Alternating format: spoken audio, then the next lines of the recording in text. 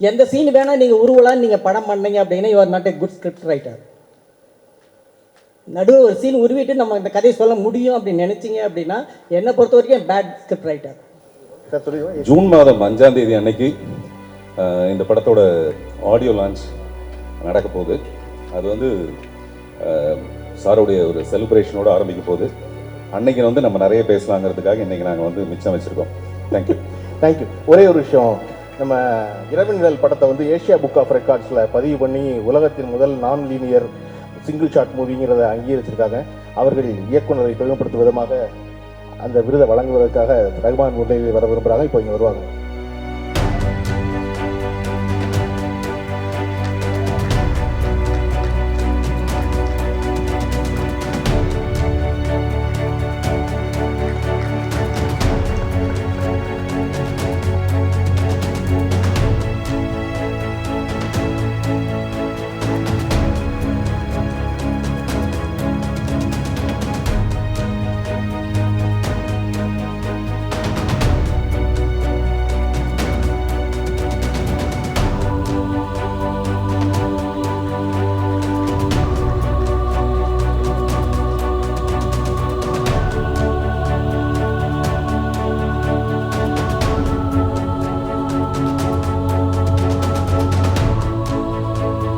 Thank you so much sir. நிகழ்ச்சி தொடருது. Thank you sir. Good luck. ஒரே ஒரு இசை என்பது என்னங்கிறது நமக்கு யாராவது ஒருத்தர் சொல்லி கேட்கும் பொழுது அட இதில் இவ்வளோ விஷயம் இருக்கா அப்படி தோணும் நமக்கு. இதெல்லாம் நம்ம தெரிஞ்சுக்காமல் இருக்குமே அப்படின்னு. அப்படி ஏஆர் ரஹ்மானின் இசையை வந்து நமக்கு பகுத்து ஊட்டுவதற்காக ஒரு இசை உரை நிகழ்த்த வந்திருக்கிறார் அனில் சீனிவாசன் அவர்கள். அங்கே ஒரு நாட்கள் காலி இருக்கு.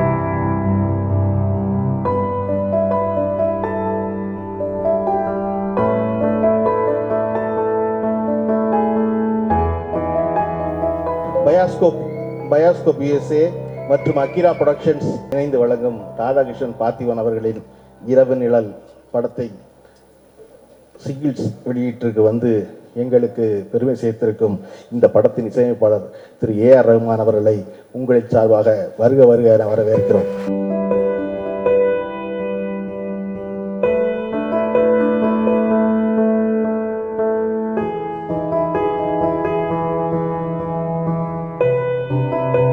திரு ரஹ்மான் அவர்களை நமக்கு இசையாய் தந்த அவரின் தாய் தந்தை இருவரும் இருக்கும் படம் அது.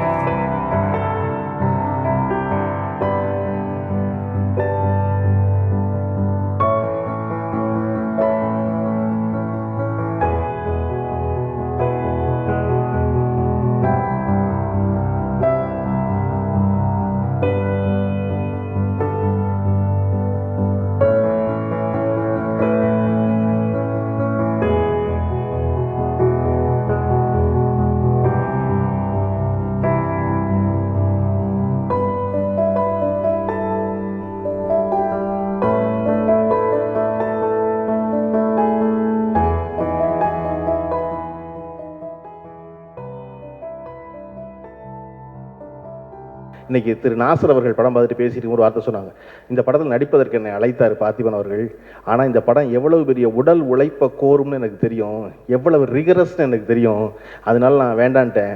ஆனால் இந்த படத்தை பார்த்த பிறகு போயிருக்கலாமோன்னு எனக்கு தோணுச்சு. இந்த வரலாற்று சிறப்புமிக்க படத்தில் நானும் பங்காற்றிப்பேன்னு அவர் சொல்லும் பொழுது எனக்கு ஒன்று தோணுச்சு.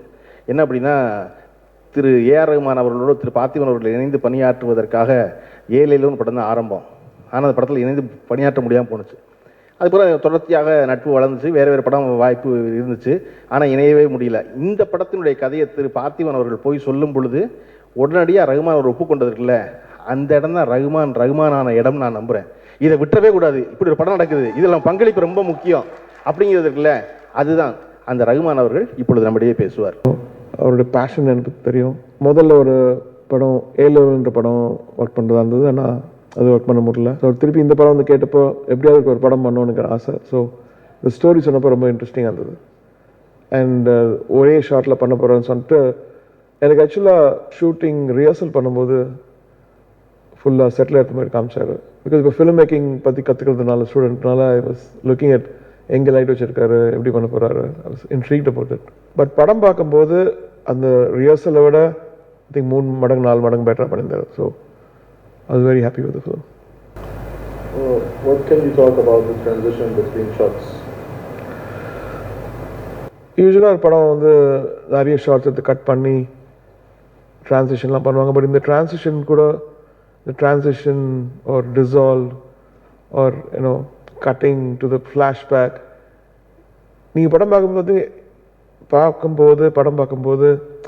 இந்த படம் பார்க்கும்போது you will see that இதெல்லாமே ஒரு பிளான் பண்ணி ஒரே ஷாட்டில் எடுத்திருக்காரு. So very fascinating. What can you say about the non-linear storytelling? Non linear story டெல்லிங்கிறது வந்து ஏற்கனவே பார்த்துருக்கோம்லாம், பட் ஒரே ஷாட்டில் அதை பிளான் பண்ணி பண்ணது வந்து டெஃபினெட்லி an achievement சொல்லலாம். So can you describe how the set was made and how it was raining day and night on the set?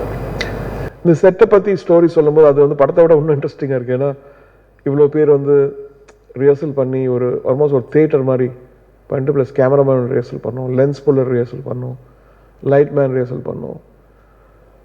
But அது மீறி அவங்களுக்கு வந்து மழை வேறு பெஞ்சிருக்கு. அதுக்கப்புறம் சம்டைம்ஸ் வேறு விஷயம் சொன்னாங்க, ஃபுட் வந்து அதை மாற்றி வச்சுட்டாங்க. டேக் அப்போ பழைய பிரியாணியோ ஏதோ ஒன்று வச்சுருக்காங்க. ஸோ இந்த மாதிரி இந்த ஸ்டோரி ஆக்சுவலி மோர் இன்ட்ரெஸ்டிங் சொல்ல. ஏன்னா 30-40 நாள் ஷூட் பண்ணதில்ல ஒவ்வொருத்தரையும் யாராவது தும்முறாங்கன்னா கட் ஆகிடும்.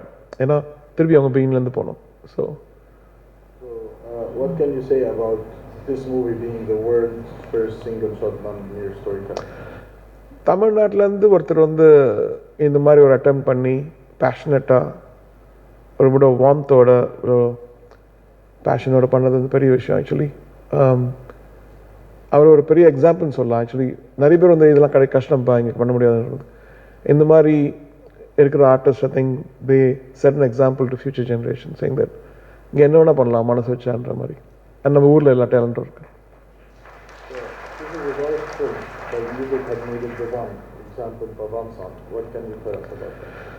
இந்த படம் ஸ்டோரி கேட்கும்போது it's a very very dark story, not for the faint artist, like heart.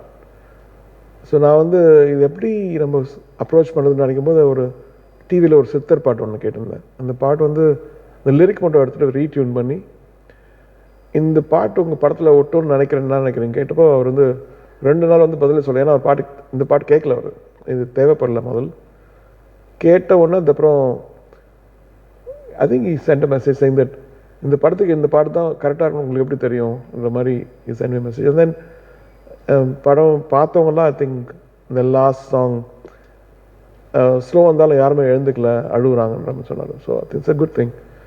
அந்த வாய்டுன்னு சொல்லலாம், லைக் டார்க்னஸ் லைட், பாவம் புண்ணியம்னு சொல்கிற மாதிரி ஒரு ஒரு காம்பன்சேஷன் வேணும் ஒரு ஸ்டோரி சொல்லும்போது. அது மியூசிக்லேயும் பண்ணலாம், லைக் பாட்டாகவும் பண்ணலான்னு தோணுச்சு. So after watching the movie, how do you feel about it? இந்த story is a very disturbing story. But எண்டில் வந்து பார்த்தீங்கன்னா அதில் வந்து that's a moral in it. And people talk about karma டெஸ்டினிலாம் சொல்கிறாங்க. So some people believe in it, some people don't believe in it. So, though யார் என்ன எடுத்துக்கணும்னு நினச்சாங்களோ எடுத்துக்கிட்டோம். பட் இந்த படம் எனக்கு ஒர்க் பண்ணுறதுக்கு ரொம்ப இன்ட்ரெஸ்டிங்காக இருந்தது. Parthiban is a very very passionate film maker and I wish all the good luck and success to this whole team. Thank you. இங்கே வந்திருக்கிற எல்லாருக்குமே, எல்லா கலைஞர்களுக்கும், பத்திரிகை மற்றும் ஊடக நண்பர்களுக்கும் என் மனமார்ந்த வணக்கத்தை தெரிவித்துக் கொள்கிறேன். I will now present you all with the details of Iruvan Nizhal and how it is different from other single short films that have been released across the globe over the years.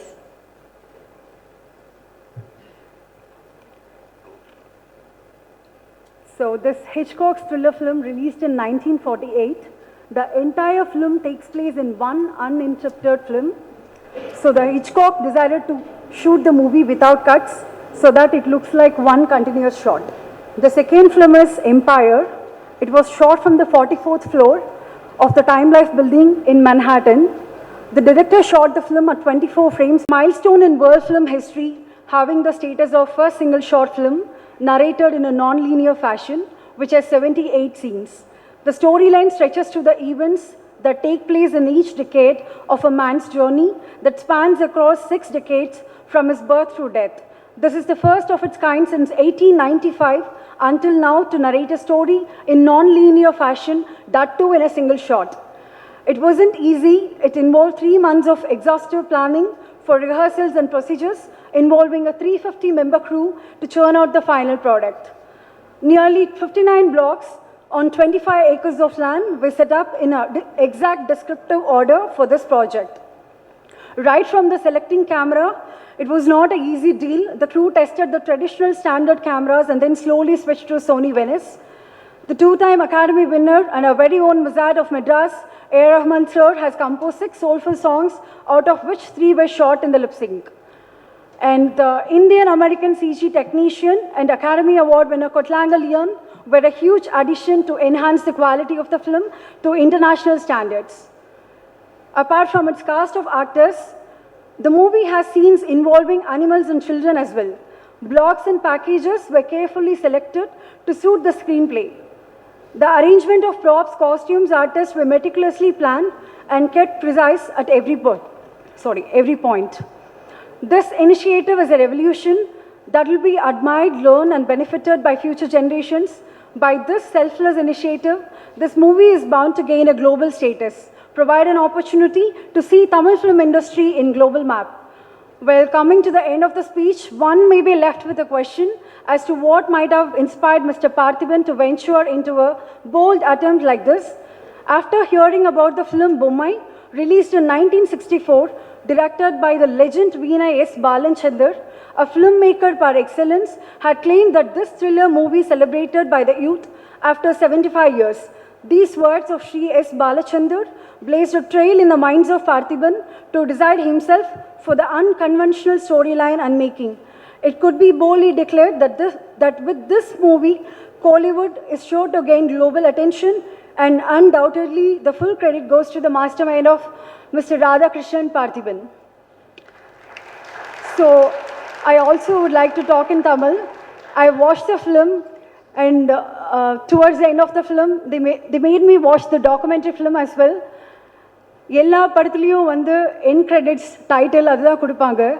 Karu Palaniappan sir சொன்ன மாதிரி இந்த படத்தை பார்த்ததுக்கப்புறம் இந்த ஃபிலிமில் work பண்ண எல்லா art assistants, set assistants, drivers எல்லாரோட ஃபோட்டோஸும் போட்டு அவங்க எல்லாருக்குமே வந்து கௌரவப்படுத்தின பார்த்திபன் சாருக்கு என்னோடய வாழ்த்துக்கள்.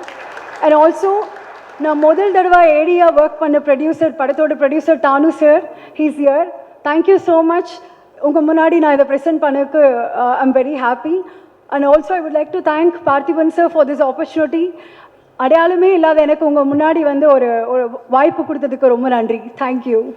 தானு சார்லாம் என்னை பற்றி என்ன நினச்சிக்குவார், பைபிளில் பார் இவ்வளோ நேரம் இருக்கா, நமக்கு ஒரு வணக்கம் சொல்கிறானா, நம்ம ஒரு புள்ள இருக்குது, இவ்வளோ கவனமாக ஒழுங்காக நன்றி சொல்லுது நினச்சி வந்து கிடைச்ச கேப்பில் எவ்வளோ ஸ்கோர் பண்ண ட்ரை பண்ணி பாருங்க இந்த புள்ள. தானு சார் வணக்கம் சார்.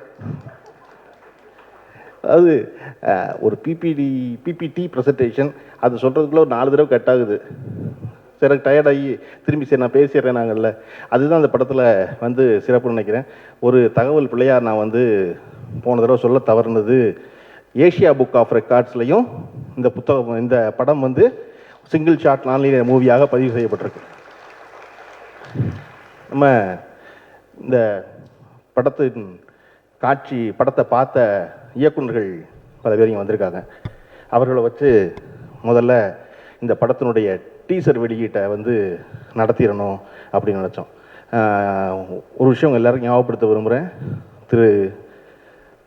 இந்த படத்தின் இசையமைப்பாளர் நம் எல்லாரும் நேசிக்கப்படும் ரகுமான் அவர்கள் வந்து கொண்டிருக்கிறார்கள்.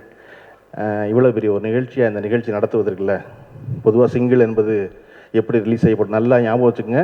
இது இந்த படத்துடைய ஆடியோ ரிலீஸ் இல்லை. ஆடியோ ரிலீஸ் மறுபடியும் 2 வாரம் கழிச்சு பார்த்திபன் சார் இதோட பெருசாக ஒன்று பண்ண வச்சுருக்காரு. இது ஒரு சிங்கிள் ரிலீஸ். இந்த சிங்கிள் ரிலீஸை வந்து பொதுவாக என்னவா நடக்கும்னா, யாரோ ஒருத்தர் வீட்டில் உட்காந்து கம்ப்யூட்டரில் தட்டுவாங்க, யூடியூப்பில் வந்துடும் சிங்கிள். அதிகபட்சம் என்ன ஆகும்னா, அந்த யூடியூப்லேயே 2 பேர் சம்மந்தப்பட்டவங்க பேசுவாங்க, பேசிட்டு சிங்கிள் ரிலீஸ் ஆகும். இந்த படம் வந்து ஒரு ஓவிய படம். இந்த படத்தை கொண்டாடுறது ரொம்ப முக்கியம். அதை விட முக்கியம் ரகுமான் அவர்களை கொண்டாடுவது. அதனால கிடைச்ச வாய்ப்புல எல்லாம் அதை கொண்டாடணும்னு நினச்சி தான் பார்த்திபன் அவர்கள் வந்து இந்த நிகழ்ச்சி திட்டமிட்டாங்க. நான் அவர் சந்திக்க அலுவலகத்துக்கு போயிருந்தபோது ஆடியோ ரிலீஸுடைய இன்விடேஷன் ஒன்று என்கிட்ட காமிச்சார், இந்தாங்க அப்படின்னு.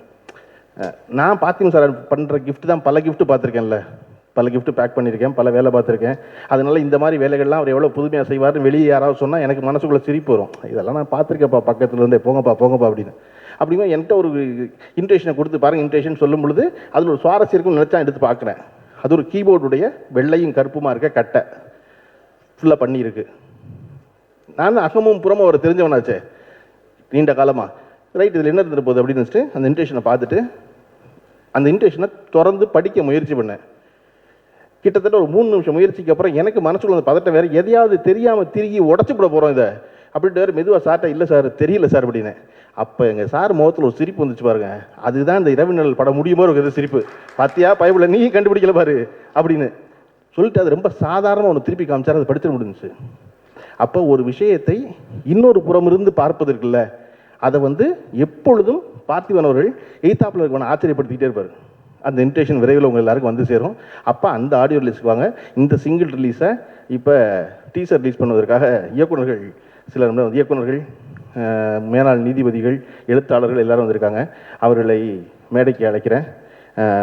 முதலில் நாம் எல்லோருக்கும் பெருமை சேர்க்கும் மேலாள் நீதிபதி சந்துரு அவர்களை மேடைக்கு அழைக்கிறேன்.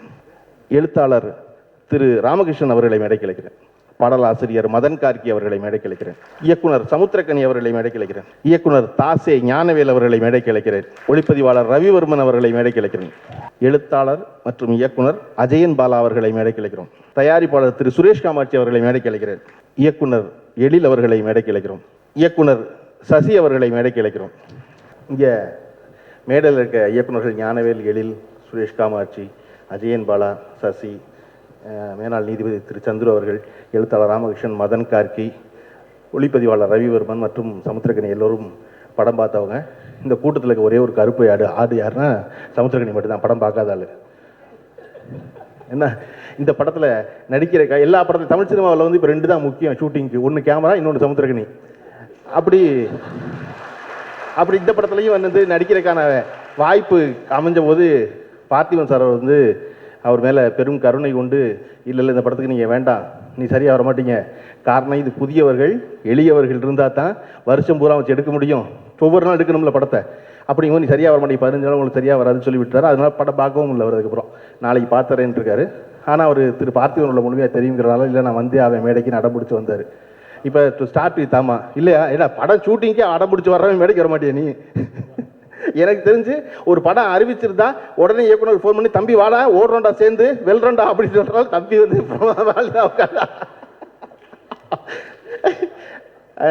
நான் வந்து திரு ராமகிருஷ்ணன் அவர்களிருந்து ஆரம்பிக்க நினைக்கிறேன்.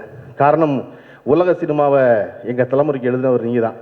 அதனால் இந்த ஃபர்ஸ்ட் நான் லீனியர் மூவியை பற்றி நீங்கள் தான் சொல்லணும்னு இருக்கேன்.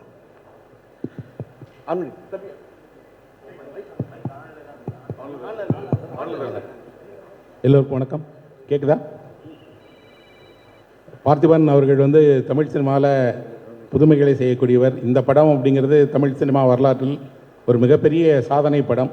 இந்த படத்தை உருவாக்கியதற்காக அவருக்கும் அவருடைய தொழில்நுட்ப கலைஞர்கள் அத்தனை பேருக்குமே என்னுடைய முதல் பாராட்டை தெரிவிச்சுக்கிறேன்.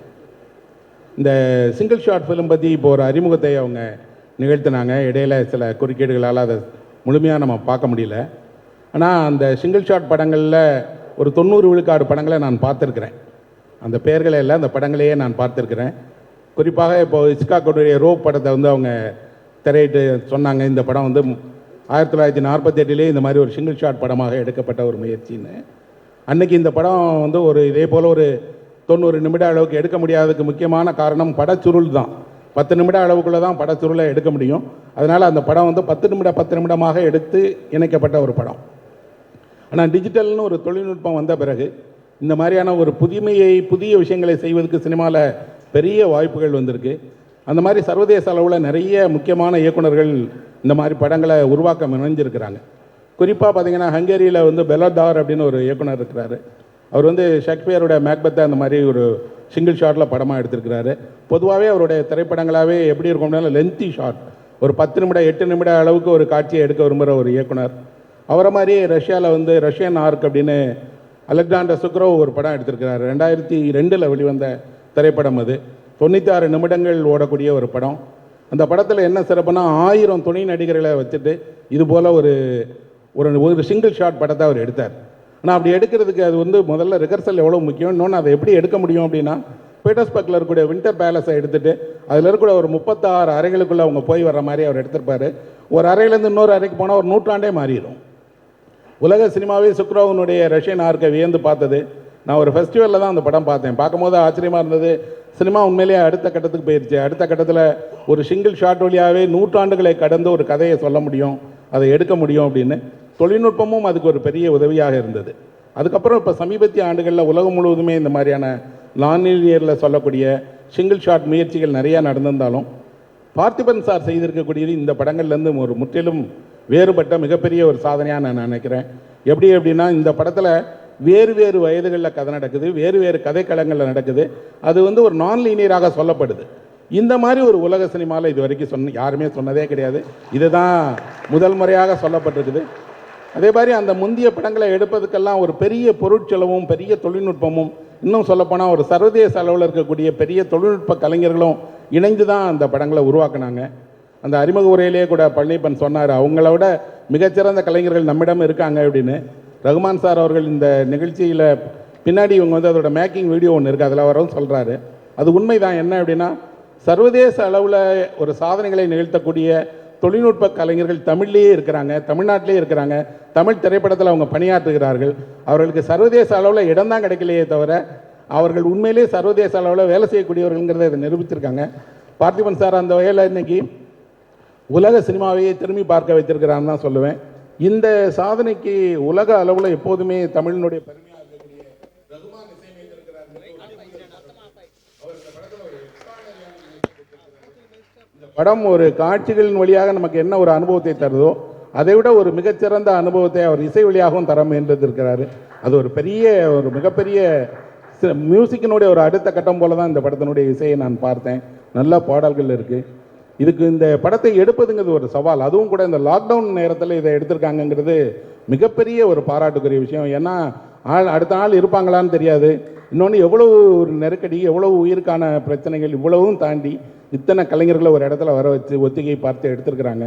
குறிப்பாக நான் வந்து இந்த கனவை பார்த்திபன் வந்து நீண்ட காலமாக தனக்குள்ளே சுமந்துகிட்டே இருந்திருக்கிறார். அதை இன்னைக்கு வந்து சாதித்து காட்டியிருக்காருன்னா இந்த சாதனைக்கு மிக முக்கிய துணையாக இருந்த இந்த படத்தோட கேமராமேன் ஆர்த்தர் வில்சனுக்கு என்னுடைய மனமுறைந்த பாராட்ட தெரிவிப்பேன். ஏன் அப்படின்னா ஒரு கேமராமேன் வந்து இவ்வளோத்தையும் திட்டமிடணும். அந்த ஒரு ஷாட்டில் ஒரு சின்ன விஷயம் மாறினாலும் மொத்தமும் திரும்பி எடுக்க வேண்டியிருக்கும். அதே போல் இந்த படத்தினுடைய கலை இயக்கம் அதை செய்திருக்கக்கூடியவர் வந்து எக்ஸ்ட்ரானரி. இந்த படத்தில் இப்போ வேறு செட், நீங்கள் படம் பாருங்கள் தெரியும், எக்ஸ்ட்ரானரியான செட். அப்புறம் ஆக்டர்ஸ், அவங்களுக்கு இருக்கிற சேலஞ்ச் என்ன அப்படின்னா இந்த காட்சியிலேருந்து அடுத்த காட்சி போகிறதுக்கு முன்னாடி அவங்க உடையை மாற்றி தயாராகி உடனடியாக நடிக்க தொடங்கணும். ரொம்ப அழகாக நடிச்சிருக்கிறாங்க. எல்லா தொழில்நுட்ப கலைஞர்களையும் வைத்துக்கொண்டு ஒரு சர்வதேச அளவில் தமிழ் சினிமாவை ஒரு பெருமைக்குரிய ஒரு படமாக இதை இயக்கியிருக்கிறாரு. பார்த்திபன் சாருக்கும் அவருடைய குழுவினருக்கும் நான் திரும்பவும் என்னோட மனம் நிறைந்த நன்றியை தெரிவிச்சுக்கிறேன். வணக்கம். ரிஹர்சல் முடிகிறப்ப காரணம் அத்தனை செட்டு, அத்தனை அரங்கு அமைச்சு கிட்டத்தட்ட 52 செட்டு, அதுக்கு வந்து 52க்குமான வேறு ஆங்கிள், இதெல்லாம் பண்ணி 16 கோடி ரூபா செலவாச்சு. படம் ஷூட்டிங் முடியும் பொழுது இந்த படத்தினுடைய செலவு 23 கோடி ரூபா.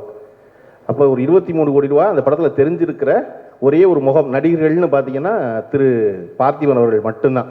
அவர்களை தவிர மற்ற எல்லோரும் புதியவர்கள். ஆனால் படம் பார்த்து முடிக்கும் பொழுது அதில் ஒருவர் கூட உங்களுக்கு புதியவர் போல தோணாது. காரணம், இவ்வளவு வலுவான ஒரு வேலையை, இவ்வளவு உழைப்பை கோர்ற ஒரு வேலையை இத்தனை புதுமுகங்கள் சேர்ந்து பண்ணியிருக்காங்க, இத்தனை அறியாதவர்கள் சேர்ந்து பண்ணியிருக்காங்க இருக்குல்ல. அதுக்கு ரொம்ப முக்கியமான ஒரு விஷயம் சொல்ல நினைச்சது வந்து, நான் வந்து திரு பார்த்திபன் அவர்களுக்கு இருந்த மேடை அனுபவம் ரொம்ப முக்கியமானது. காரணம், சினிமாவில் எப்பொழுதும் பதட்டம் கிடையாது. ரசிகனை பார்த்து, மேடையில் இருப்பவர்களுக்கு ரசிகனை பார்த்து ஒரு பதட்டம் இருக்கும். அது 100வது மேடையாக இருந்தாலும் பதட்டம் இருக்கும், ஒன்று தப்பாக போச்சுன்னா அப்படின்னு. அப்படி எந்த வகையிலும் இல்லாமல் மொத்த யூனிட்டுக்கு ஒரு ரிஹர்சல் பார்த்து கிட்டத்தட்ட 23-24 கோடி ரூபாயில் எடுக்கப்பட்ட இந்த படம் வந்து என்னை பொறுத்தவரையில் பார்த்திபன் அவர்கள் தோளில் இருக்கும் மிகப்பெரிய பொருட்செலவு தான் நான் நம்புகிறேன். அதனால திரு எஸ். ராமகிருஷ்ணன் அவர்களை தொடர்ந்து இந்த படத்தை பற்றி இயக்குனர் எழில் அவர்கள் தன் கருத்துக்களை பகிர்ந்து கொள்வார். அனைவருக்கும் வணக்கம். இந்த படம் எடுக்கும்போது பார்த்திபன் சார் கூட தான் நான் இருந்தேன். ஒவ்வொரு நாளும் என்னை ஷூட்டிங் ஸ்பாட்டுக்கு கூப்பிட்டுருந்தாங்க. அங்கே என்னோடய நண்பர்கள் நிறைய பேர் அங்கே ஒர்க் பண்ணிட்டு இருந்தாங்க. அவங்க சொல்கிற அனுபவத்தை கேட்ட பிறகு ஒரு நாளும் ஐயோ அவ்வளோ ஒரு அந்த எக்ஸ்பீரியன்ஸ் கேட்கும்போது ரொம்ப பயமாக இருக்கும். நம்ம பதட்டமாக இருக்கும், ரொம்ப கஷ்டமாக இருக்கும். கடைசியாக போய் லாஸ்ட் ஷாட் எடுக்க கிட்டத்தட்ட வந்து லாஸ்ட் டேக் 1.5 hour நினைக்கிறேன் டூரேஷன். அது ஆமாம், 96 நிமிஷம். ஒன்று அந்த லாஸ்ட் 5 minutes இருக்கும்போது ஒரு ஷாட்டு கட் ஆகிடுச்சு அப்படின்னு சொன்னாங்க. ஆமாம், 94வது நிமிஷத்தில் நீங்கள் மேக்கிங் வீடியோ போட்டு தான் தெரிஞ்சுக்க உங்களுக்கு. அதில் 93ல் அப்போ அது என்னோடய அசிஸ்டண்ட் சொன்னார். அங்கேருந்து கொஞ்சம் கண்ணில் தண்ணி வந்துடுச்சு அவருக்கு. அழுதுகிட்டு தான் எனக்கு ஃபோன் பண்ணார். அப்புறம் நான் அங்கே போய் ஷூட்டிங் போய் பார்க்குற இதே நான் நிப்பாட்டிட்டேன் நான். ஏன்னா இந்த ஃபஸ்ட் ஷாட்லேருந்து எண்டு வரைக்கும் போயிட்டு இருக்க ஒரே ஒரு ஆர்டிஸ்ட் வந்து பார்த்திபன் சார் தான். ஸோ அந்த ஃபஸ்ட் ஷாட் அந்த செவத்தை உடச்சிட்டு உள்ளே போவாங்க. ஸோ அங்கேருந்து எண்டு வரைக்கும் ஒரு கேரக்டர் உள்ளே ஃபாலோ பண்ணிகிட்டே போயிட்டே இருக்கணும். காஸ்டியூம் சேஞ்ச் இருக்குது, டயலாக்கை மனசில் வச்சுக்கணும், மற்ற கேரக்டர்ஸை வந்து அப்சர்வ் பண்ணிவிட்டு உள்ளே போயிட்டே இருக்கணும். ஸோ அது வந்து சாதாரண விஷயமே கிடையாது. அது படம் பார்க்கும்போது வந்து தெரிஞ்சது எனக்கு. அது வந்து மேக்கிங் எனக்கு தெரிஞ்சதுனால நிறைய பேருக்கு மேக்கிங் பார்த்த பிறகு அந்த படத்தோட ஃபீல் இன்னும் அதிகமாச்சு. அந்த படமாக பார்க்குறத விட அந்த மேக்கிங் தெரிஞ்சுக்கிட்டு பார்த்தவங்க தான் அந்த படத்தை பற்றி ரொம்ப இம்ப்ரெஸ் ஆகுறாங்க. ஏன்னா ஷார்ட்டை ஃபாலோ பண்ணணும்னு அவசியம் கிடையாது. நிறைய பேர் ஷார்ட்டை ஃபாலோ பண்ணி கொஞ்சம் கன்ஃபியூஸ் ஆகுறாங்க. 100% இது சிங்கிள் ஷாட்டு தான். முதல்ல இந்த நம்பிக்கையோடு அந்த படம் பார்க்கும்போது பாருங்கள், அந்த படத்தை பார்க்கும்போது. ஏன்னா அதை வந்து செக் பண்ணிவிட்டு நம்ம வந்து படத்தோட ஃபீலை நம்ம விட்டுறக்கூடாது. அது சில விஷயம் நடக்குது அது. ஸோ அதனால் வந்து இது வந்து ஏன்னா இது வந்து லிம்கா இந்த மாதிரி புக்ஸ் இந்த மாதிரி நிறைய பேர் வந்து சொல்லிட்டாங்க. அது வந்து சிங்கிள் ஷாட் தான் அப்படின்னு சொல்லி ஹானராக சொல்லியிருக்காங்க. ஸோ அதை நீங்கள் வந்து கன்ஃபார்மாக நீங்கள் அதை மைண்டில் வச்சுட்டு நீங்கள் படம் பார்த்துறீங்கன்னா உங்களுக்கு கண்டிப்பாக இந்த படம் ரொம்ப இம்ப்ரெஸ் ஆகும். இது சாதாரண விஷயம் கிடையாது. உலக படம் எடுக்கிறதுக்கு வந்து சினிமாவே உலகமாக வாழ்ந்துகிட்டு இருக்க ஒரு மனிதரால் தான் முடியும். அது கண்டிப்பாக பார்த்திபன் சார் தான். அவரால் மாத்திரம்தான் இது முடியும். வாழ்த்துக்கள், நன்றி. இன்னைக்கு அந்த படத்துடைய மேக்கிங் டாக்குமெண்ட்ரியும் படத்தையும் பார்த்த ஒருத்தர் வந்து தயாரிப்பாளரும் இயக்குனருமாக இருக்கிற சுரேஷ் காமாட்சி அவர்கள். அனைவருக்கும் வணக்கம். பார்த்திபன் சார் வந்து நான் பார்த்ததில் ஒரு எதிர் இருக்கவங்களும் எப்போவுமே ஆச்சரியத்தில் வச்சுருக்கக்கூடிய ஒரு மிகப்பெரிய கலைஞர் தான். இந்த மேடை உட்பட இது மாதிரி ஒரு மேடையை வந்து நான் இப்போ தான் ஃபஸ்ட் டைம் பார்க்குறேன். அது எல்லா விஷயங்களையுமே பார்த்திபன் சாரை நான் ஃபாலோ பண்ணியிருக்கேன். அவருடைய ட்விட்டாக இருக்கட்டும், அவருடைய செயல்பாடுகள் எல்லாமே வந்து எதுக்கு இருக்கவங்களை ஆச்சரியப்படுத்திக்கிட்டே இருக்கோம். அப்படி தான் இன்றைக்கி காலையில் இந்த இறைவனில் படம் பார்ப்பதற்கான எனக்கு ஒரு வாய்ப்பு கிடைச்சது. அந்த வாய்ப்பை உருவாக்கி கொடுத்ததுக்காக முதல்ல பார்த்திபன் சாருக்கு என்னுடைய மனமார்ந்த நன்றிகள். படம் ஆரம்பித்ததுலேருந்து எனக்கு வந்து ரொம்ப பிரமிப்பாக இருந்தது. ஒரு படம் பார்க்கும்போது நமக்கு வந்து பொதுவாக வந்து சிரிப்போம், அழுவோம், கைதட்டுவோம், இப்படி பார்ப்போம். பட் ஆனால் எனக்கு இந்த படம் ஆரம்பித்ததுலேருந்து எனக்கு பிரமிப்பாக இருந்தது. எப்படி இது கலை இயக்குனர்லாம் சாத்தியப்பட்டுச்சு, கேமராமேன் ஆர்தர் சார் எப்படி இது லைட்டிங் பண்ணியிருப்பார், என்ன பண்ணியிருப்பார், இவர் எப்படி காஸ்டியூம் சேஞ்ச் பண்ணியிருப்பாருன்னா ஒவ்வொரு எனக்கு இது எப்படி முடியும். இப்போ சிங்கிள் ஷாட்ன்றதே மறந்துட்டு எனக்கு ஃபுல்லாக வந்து அப்படி தான் ஒன்று தோணுச்சு. நம்ம சமீப காலமாக வந்து நம்ம சோசியல் மீடியாவில் வந்து நம்ம கலைஞர்கள் வந்து திறமையற்றவர்கள்ன்ற மாதிரி ஒரு விவாதம்லாம் போயிட்டு இருந்துச்சு.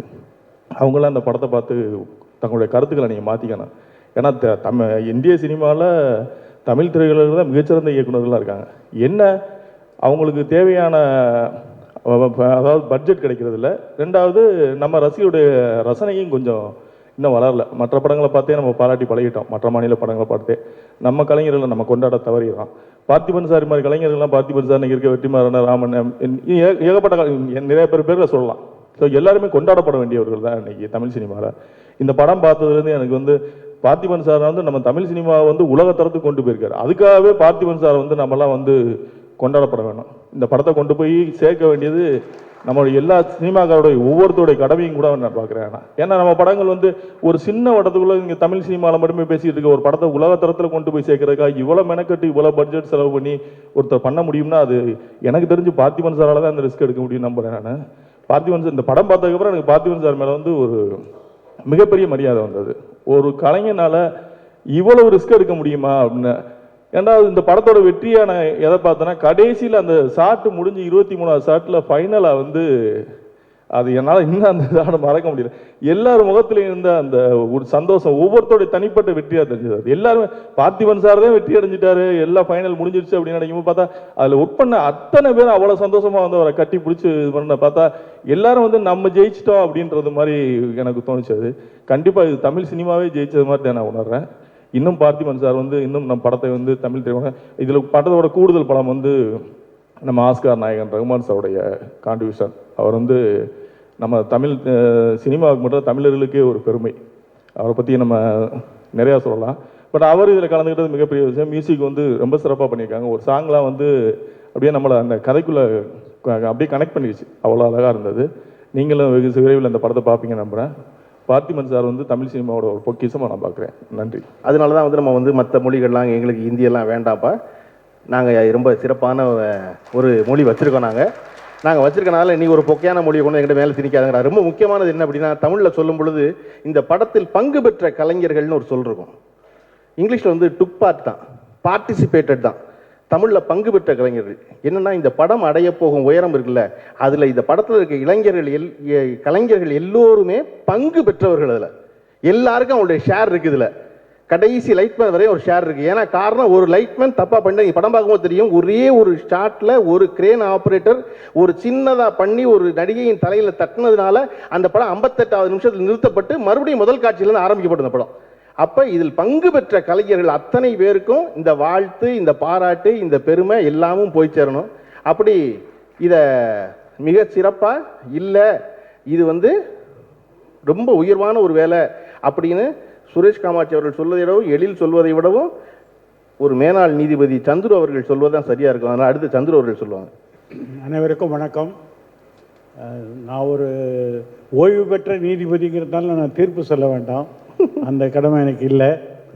ரெண்டாவது வந்து பார்த்திபன் படம்னாலே அதில் ஒரு வித்தியாசம் இருக்கும். இப்போ எங்களெல்லாம் பார்க் பெஞ்சில் உட்காந்து வச்சு பார்க்கில் ஒரு லைட் போட்டு இப்படி ஒரு யோசிக்கிறது அவரால் தான் முடியும், வேறு யாராலும் முடியாது. ஆனால் ஒரு வித்தியாசம் என்னென்னா, பார்க் பெஞ்சில் ராத்திரியில் உட்காந்தா போலீஸ்காரன் விரட்டிடுவான். ஆனால் எங்களை யாரும் இங்கே விரட்டல, நாங்கள் உட்காந்துருக்கோம். இந்த படத்தை பொறுத்த வரைக்கும் தொழில்நுட்ப ரீதியாக எனக்கு சொல்கிறதுக்கு ஒன்றும் அந்த அளவுக்கு எனக்கு அதை பற்றி ஒரு அனுபவம் கிடையாது. ஆனால் இந்த படத்தை பார்த்த பிறகு எனக்கு 2 விஷயம் நல்லா தெரிஞ்சுது. ஒன்று வந்து, இதுக்கு முன்னாடி வட சென்னை, சிந்தாதிரிப்பேட்டை நிறைய ஏரியா படம்லாம் வந்திருக்கு. ஆனால் அந்த படத்தில் சொல்லாத நுட்பமான காட்சிகளாக இந்த படத்தில் இருக்குது. உதாரணமாக இந்த போல் சென்னை நகரத்தில் இருக்கக்கூடிய ஒரு இரவு சென்னை நகரத்தை பலர் பேர் காட்டியிருக்காங்க. ஆனால் தடாலேருந்து வரக்கூடிய ஒரு கள்ளச்சாராயமும், யானகவனியில் விற்கிற ஒரு கஞ்சாவை பற்றியும், அல்லது கொத்தவால் சாவடியை பற்றியோ, இல்லை ஒரு பார்த்தசாரதி கோயில் பற்றியோ எல்லாத்தையும் இன்னும் நுட்பமாக பார்க்கக்கூடிய ஒரு பார்வை அவருக்கு இருக்குது. ஒரு நலிவுற்ற மக்களை அவங்க வாழ்க்கை எப்படி இன்றைக்கி நடத்தப்படுகிறது. இந்த படத்தில் ஒரு 3 பேரை காட்டுறாங்க. ஒரு கடைக்கெல்லாம் பாதுகாப்பு கேட்டு வசூல் பண்ணுற ஒரு அரசியல்வாதி, ஊரை ஏமாற்றி சம்பாதிக்கிற ஒரு சாமியார், வட்டி கடை சேட்டு, இப்படிலாம் இந்த மக்களை அவர்களை சுரண்டி அவர்களை ஆதிக்கம் செலுத்தக்கூடிய ஒரு அந்த வாழ்க்கையில் ஒரு கள்ள உறவில் பிறந்த ஒரு பிள்ளை உளவு ரீதியாக தொந்தரவு செய்யப்பட்டு கடைசியில் தன்னோட வாழ்க்கையை முடிக்கிற ஒரு கதையை காட்டுறாரு. எனக்கு ஒரே ஒரு வருத்தம் என்னென்னா, கள்ள உறவில் பிறக்கிற எல்லா குழந்தையும் சாப்பிடணும்னு அவசியம் கிடையாது. அவரை வாழ வைக்கலாம், அதை வாழ வைப்பதற்கு முயற்சி செய்ய வேண்டும். இந்த படத்தை பொறுத்த வரைக்கும் மிகவும் பாதிக்கிற ஒரு செயல். நமக்கு அப்பால்பட்டு இருக்கக்கூடிய விளிம்பிலை மனிதர்களை தத்ரூபமாக மிகவும் சிறப்பாக காட்டிய பார்த்திபனுக்கு நம்முடைய நன்றி. இந்த படம் பெரிய அளவில் பேசப்படும் என்பதில் சந்தேகமே இல்லை. இந்த படத்தை ஒட்டி வரக்கூடிய விவாதங்கள், குறிப்பாக சொல்லும்போது மொழி சார்ந்த ஒரு விவாதம் வரும்போது, இந்த தீபகற்ப இந்தியா, இந்த பெனின்சுலார் இந்தியான்னு சொல்லக்கூடிய தென்னிந்தியாவில் இருக்கக்கூடிய எல்லா மொழிகளையும் எல்லாரும் பேசுகிறாங்க. அதுக்கு ஒரு மொழிபெயர்ப்பே தேவை கிடையாது, ஒன்றும் சப்டைட்டிலே தேவையில்லை. அப்படி தென்னிந்தியாவில் இருக்கக்கூடிய மக்களுடைய மொழி உணர்வு அப்படின்றதுக்கு ஒரு குறியீடாக இந்த படம் இருக்குதுன்னு நான் நினைக்கிறேன். நிச்சயமாக இதை புரிந்து கொள்வார்கள் என்பதை எனக்கு நம்பிக்கை இருக்கிறது. பார்த்திபன் இன்னும் பெரிய உயரத்திற்கு செல்வார் என்று வாழ்த்தி விடைபெறுகிறேன். வணக்கம். இந்த படத்தை 2 நாள் முன்னாடி நாங்கள் பார்க்குறப்போ, படம் துவங்குறதுக்கு முன்னாடி நானும் நண்பர்களும் பக்கத்தில் சில இயக்குநர்கள் இருந்தாங்க, பேசிக்கிட்டோம். கண்டிப்பாக பார்த்திபன் சார் வந்து எப்படியாவது 4 இடத்துல ஸ்டிச் பண்ணியிருப்பார், ஸ்டிச் பண்ணாமல் சிங்கிள் ஷாட்டில் படமே எடுக்க முடியாது அப்படின்னு தான் பேசிக்கிட்டோம். அப்புறம் படம் திரையிடுறது பார்த்த உடனே வந்து, ஏன்னா பல இடங்களில் வந்து பார்த்திங்கன்னா வெவ்வேறு காட்சிகள் போகுது, ஃப்ளாஷ்பேக்கு போகுது, எப்படி இது வந்து பண்ணியிருப்பாங்கன்னு எங்களுக்கு ஆச்சரியம் தான். ஆனாலும் நம்பவே முடியல. சார் வந்து என்ன சொன்னார், எல்லோரும் நிறைய பேர் பேசுனாங்க, எல்லாத்துக்கும் விடை வந்து அந்த மேக்கிங்கில் இருக்குது பாருங்கள் அப்படின்னு சொல்லிட்டு அந்த மேக்கிங் ஃபில்மை திரையிட்டாங்க. அந்த பார்த்த உடனே வந்து மிகப்பெரிய அதிர்ச்சி, எவ்வளோ பெரிய உழைப்பு பா, இதை யாராலும் செஞ்சுருக்க முடியுமா அப்படிங்கிறது ரொம்ப ஆச்சரியப்பட அளவுக்கு அவ்வளோ பெரிய உழைப்பு இருக்குது. நீங்கள் இல்லைங்களா, இது எல்லோரும் சொல்லும் போது உங்களுக்கு இது எப்படி என்ன உழைப்புன்னு தெரியாது இருக்கலாம். ஆனால் பார்த்துங்க, 98 நிமிஷம் வந்து ஒருத்தர் கேமராவை தோலில் சுமந்துக்கிட்டு வெவ்வேறு இடங்கள் அலையணும். அந்த கிம்பிள் ஆப்ரேட்டர் யாருன்னு தெரியல, அவரை கொஞ்சம் எழுந்திருக்க சொல்லுங்கள், அவர் கைத்தட்டுங்க எல்லாம். இந்த உழைப்பாளர் தினத்தில் அவர் தாங்க ரியல். அதாவது இந்த உழைப்பாளர் தின பார்த்திபன் சாரை கண்டு நான் வியக்கிறது என்னென்னா, அவர் எதை செய்தாலும் வந்து அதில் மிகப்பெரிய அர்த்தம் இருக்குது. இன்றைக்கி பாருங்கள், உழைப்பாளர் தினத்தில் வந்து உழைப்பை போற்றக்கூடிய ஒரு உன்னதமான திரைப்படத்துடைய ஆடியோ ரிலீஸ் பண்ணுறாரு. சப்டிலாக இருக்குது வந்து, அவருடைய ஆச்சரியமாக இருக்குது வந்து. என்ன மைல் ஸ்டோன் அப்படின்னு புதுசாக சொல்லுவாங்க. இந்த உலகத்தில் நிறைய கற்கள் இருக்குது. சில கற்கள் வந்து கோயிலில் வந்து சிலையாக வருது, சில கற்கள் வந்து பார்த்திங்கன்னா வந்து அந்த கட்டிடமாகுது, சில கற்கள் வந்து தாரில் சாலையாகுது. ஆனால் ஏதாவது ஒரு கல் தான் வந்து பார்த்திங்கன்னா ஒரு மைல் கல்லாக ஆகுது. ஏன்னா கோயிலில் சாமி சிலை கூட வந்து பார்த்திங்கன்னா அபிஷேகம் நடக்கும், ஆராதனை நடக்கும். ஆனால் மயில் கல்லுக்கு வந்து எந்த விதமான இதுவும் கிடையாது. அது ஆனால் மனித சமூகத்துக்கு காலங்காலமாக மிகப்பெரிய வழிகாட்டியாக, சமூகத்துக்கு மிகப்பெரிய சேவையை செய்யக்கூடியது. அதே மாதிரி தான் கலையில் வந்து பார்த்திங்கன்னா, கலையில் வந்து யாரோ ஒருத்தன் தான் வந்து தன்னுடைய சுயநலம் இல்லாமல் அந்த கலைக்கு பெருமை சேர்க்கும் விதமாக ஒரு தஞ்சை பெரிய கோயிலோ அல்லது ஈஃபில் டவரோ அல்லது ஏதாவது ஒரு தாஜ்மஹாலோ, மிகப்பெரிய சஸ்டின் சர்ச்சில் வந்து இருக்கக்கூடிய மைக்கேலஞ்சலோ பெயிண்டிங்ஸ் மாதிரியோ ஏதாவது அந்த கலைக்கு மிகப்பெரிய பெருமை சேர்க்கிறவங்களுக்கு கடவுளெல்லாம் போட்டு உழைப்பாங்க. அதுக்கு பின்னாடி இவ்வளோ பெரிய காலத்தில் மிகப்பெரிய அங்கீகாரம் வருதுன்னு யாரும் அவங்க யோசிக்க மாட்டாங்க. ஆனால் அந்த ராப்பகலாக உழைப்பாங்க. அந்த கலையை வந்து தாங்கி நிற்கக்கூடியது அதுதான் காலங்காலமாக. அப்படிப்பட்ட உழைப்பை, ஆனால் அந்த கலையை செய்யும்போது அவங்களுக்கு மிகப்பெரிய அவமானங்கள் நேரும், மிகப்பெரிய இழப்புகள் நேரும். அதையெல்லாம் தாண்டி அவங்க அந்த கலையில் வந்து ஏதோ ஒரு சாதனை செய்யணும். நம்ம துறையில், சினிமா துறையில், அதே மாதிரி தமிழ் சினிமா துறையில் இந்த மிகப்பெரிய சாதனை செய்யணுங்கிற எண்ணத்தோட மிகப்பெரிய உழைப்பை வந்து இந்த 365 பேரும் சேர்ந்து பார்த்திபன் சாருக்கு பின்னாடி இருந்து கடுமையாக உழைச்சிருக்காங்க. அப்படிப்பட்ட எண்ணம் வந்து பார்த்திபன் சாருக்கு இருக்கலாம், ஆனால் அந்த 365 பேருக்கும் அதே அளவுக்கு சமமாக இருந்திருக்கு பாருங்களா, அதுதான் மிகப்பெரிய விஷயம். அந்த உழைப்பு தான் மிகப்பெரிய வந்து இந்த படத்தை வந்து இன்னைக்கு வரலாற்று நாளைக்கு இந்த படம் வந்து இன்னும் 20 வருஷம் கழிச்சோ இல்லை இந்த மிகப்பெரிய பேசப்படுதுன்னா அதற்கு இந்த படம் வந்து மிகப்பெரிய உழைப்பை வந்து இருக்குது. எனக்கு பார்த்திபன் சாரில் என்ன இதுன்னா, முதல் படம் எல்லாருமே எடுப்பாங்க, சிறப்பாக இருக்கும். ஆனால் போக போக பார்த்திங்கன்னா அந்த ஜெனரேஷன் லாஸ் ஆகிட்டே இருக்கும். ஆனால் ரொம்ப ஆச்சரியம் என்னன்னா, இந்த அவர் கிட்டத்தட்ட எத்தனாவது படம் தெரியல, ஃபர்ஸ்ட் படத்தில் கிராஸ் பண்ணிட்டார். இந்த படத்தில் கிட்டத்தட்ட ஒரு 30-40 படத்தில் ஒருத்தர் கிராஸ் பண்ணுறாருன்னா அது எவ்வளோ பெரிய எனர்ஜி இருக்கணும், அதுக்கு ஒரு பெரிய ஆற்றல் இருக்குன்னா, அதற்கு வந்து எனக்கு தெரிஞ்ச தமிழ் துறையில் வந்து மிகப்பெரிய ஒரு இலக்கணமாக உதாரணமாக எனக்கு இந்திய சினிமாவிலே அந்த மாதிரி யார் இருப்பாங்கன்றது ஆச்சரியம் தான். முதல் சினிமா இருக்குது. ஏன்னா அவர் இன்னைக்கு இருக்க அந்த அளவுக்கு கடுமையாக ஒவ்வொரு நிமிஷமும் உழைக்கிறார். அவருடைய உழைப்பு வந்து பார்த்திங்கன்னா அவருடைய மூளை செயல்படுற விதமே ஆச்சரியமாக இருக்கும். ஒரு மேடையில் பேசும்போது யோசிச்சுக்கிட்டே இருப்பார், யோசிக்கிறது அதுக்கு ஆப்போசிட்டாக ஒரு வார்த்தை அப்படி இருப்பார். அந்த வார்த்தையை வந்து அந்த வார்த்தையை கட் பண்ணி அதை பற்றி சொல்லுவார். இப்போ காகிதம்னா காய், தம்னா சிகரெட் அப்படின்னு சொல்லிட்டு வார்த்தைகளை உடைச்சிட்டு ஒரே விஷயத்த பல்வேறு விதமாக வேகமாக சிந்திக்கக்கூடியது. அதுக்குரிய அது அர்த்தமா, அது கவித்துவமா, அது பொய்டிக்கா, பல்வேறு அர்த்தங்களை அவர் யோசிக்கக்கூடிய அந்த அசுரத்தனமான மூளை வந்து இந்த படத்தில் வந்து மிகவும் எல்லாமே பிரதிபலிச்சிருக்கு. ஒவ்வொரு வேகமும் இருக்குது, அதே ஸ்கேட்டடாக பல்வேறு விதமாக சிறலான சிந்தரிப்பும் இருக்குது. அதே சமயத்தில் அசுரத்தனமான உழைப்பையும் வந்து வச்சிருக்காரு. அதுதான் வந்து எனக்கு ஆச்சரியம். ஏன் அவருக்கு அப்படி நடக்குது அப்படி பார்த்தீங்கன்னா, எல்லாருக்குமே நடக்காது. நான் ஒரு மிகப்பெரிய சாதனை எல்லாராலும் செய்ய முடியாது. யாரோ ஒருத்தர் செய்கிறாங்கன்னா அவருக்கு நான் நினைச்சது என்ன, 2000லேருந்து 2000 கிட்டத்தட்ட ஒரு 10-20 வருஷம் எந்த திரைப்படத்தோட ஆடியோ ஃபங்க்ஷன் பண்ணலாம் பார்த்திபன் சார் தான். எல்லாரும் அந்த நிகழ்ச்சிக்கு வர மாட்டாங்க. ஆனால் பார்த்திபன் சாரை கூப்பிட்டா வந்து அந்த நிகழ்ச்சிக்கு வந்து ஒரு என்ன நல்லா பேசுவார், ஒரு கடுமை. ஏன்னா அந்த நிகழ்ச்சிக்கு மட்டும் வெறும் பேசுறது மட்டும் இல்லை, அதுக்கு முன்னாடி ஹோம்ஒர்க் பண்ணுவார், அதுக்காக உழைப்பார். யாரோ ஒருத்தர் படத்துக்காக, யாரோ ஒருத்தருக்காக வந்து ஒவ்வொரு நாளும் இரவு தூங்காமல் அந்த உழைப்பு இருக்குல்ல, அந்த உழைப்புக்கெல்லாம் ஒரு பலன் இருக்குல்ல, அந்த பலன் தான் இந்த படம். இந்த படம் அவரை ஏன் இவ்வளோ தூரம் தூக்குதுன்னா, இவ்வளோ பெரிய சாதனை செய்கிறாருன்னா, அவர் பல பேருக்காக பல வருஷமாக உழைச்சார். இன்றைக்கி அந்த உழைப்பு எல்லாமே அவங்க எல்லாரும் நினச்சிருப்பாங்கல்ல, இந்த நினைப்பெல்லாம் சேர்ந்து தான் அவருக்கு மிகப்பெரிய அளவில் வாரி கொடுத்துருக்கு. இந்த படம் கண்டிப்பாக தமிழ் சினிமாவுக்கு மிகப்பெரிய பெருமையாக இருக்கும், மிகப்பெரிய மைல்ஸ்டோன் மூவியாக இருக்கும். எல்லாருக்கும் நன்றி, எனக்கு இந்த வாய்ப்பு கொடுத்த நன்றி. முதல்ல வந்து இந்த பாடல் எழுதுறதுக்காக என்னை கூப்பிட்ட அந்த கதை அவர் வந்து சொன்ன சமயத்தில் எனக்கு முதல் கேள்வி மனசுக்குள்ளே, இது எப்படி எடுக்க போகிறாருன்றதுலாம் இல்லை, எப்படி வந்து இது அவரால் சொல்ல முடியுது, இப்படி ஃபர்ஸ்ட் இது யோசிச்சு இது எப்படி அவரால் சொல்ல முடியுதுன்னு இருந்துச்சுன்னா, அவர் சொன்ன விதம் அப்படி இருந்துச்சு. இப்படி போக போகுது, இப்படி வரப்போகுதுன்னு எல்லாம் சொல்லிட்டு இருந்தார். இந்த ஒரு கிரேசினஸ்ன்னு சொல்லுவேன் நான். இந்த ஒரு பைத்தியக்காரத்தனம் வந்து ஒன்று நமக்குள்ளே இருந்துக்கிட்டே இருக்கும். ரொம்ப சில பேருக்குள்ளே தான் அது இருந்துகிட்டு இருக்கும். இது வந்து இது மாதிரி பண்ணணும் அப்படின்னு சொல்லிட்டு யாருமே நினைக்காத ஒரு விஷயத்த நம்ம எடுத்து பண்ணணும்னு நிறைய பேர் வந்து நம்ம படைப்பாளிகள் நிறைய பேர் வந்து நான் பார்க்கறது வந்து அவங்க என்ன அவங்களுக்கு தெரியும், அப்படியே அந்த ஒரு நதி மாதிரி அப்படியே போய்கிட்டே இருப்பாங்க. சில பேர் வந்து சில ஆண்டுகளுக்கு ஒரு முறை அவங்கள வந்து புதுப்பிச்சுட்டு இருப்பாங்க. அவங்கள வந்து நம்ம புதுசாக பண்ணணும், வேறு ஏதாவது வித்தியாசமாக பண்ணணும், வழக்கமாக பண்ண மாதிரி பண்ண வேணான்ட்டு. பார்த்திபன் சார் அதெல்லாம் தாண்டி மூணாவது ஒரு வகை, அவர் தன்னைத்தானே ஒவ்வொரு படத்துலையும் புதுப்பிச்சுக்கிறது மட்டும் இல்லாமல் உலக சினிமாவையும் புதுப்பிச்சுட்டு இருக்காரு. ஸோ இது வந்து இரவின் நிழல் அது மாதிரியான ஒரு முயற்சி நான் நினைக்கிறேன்.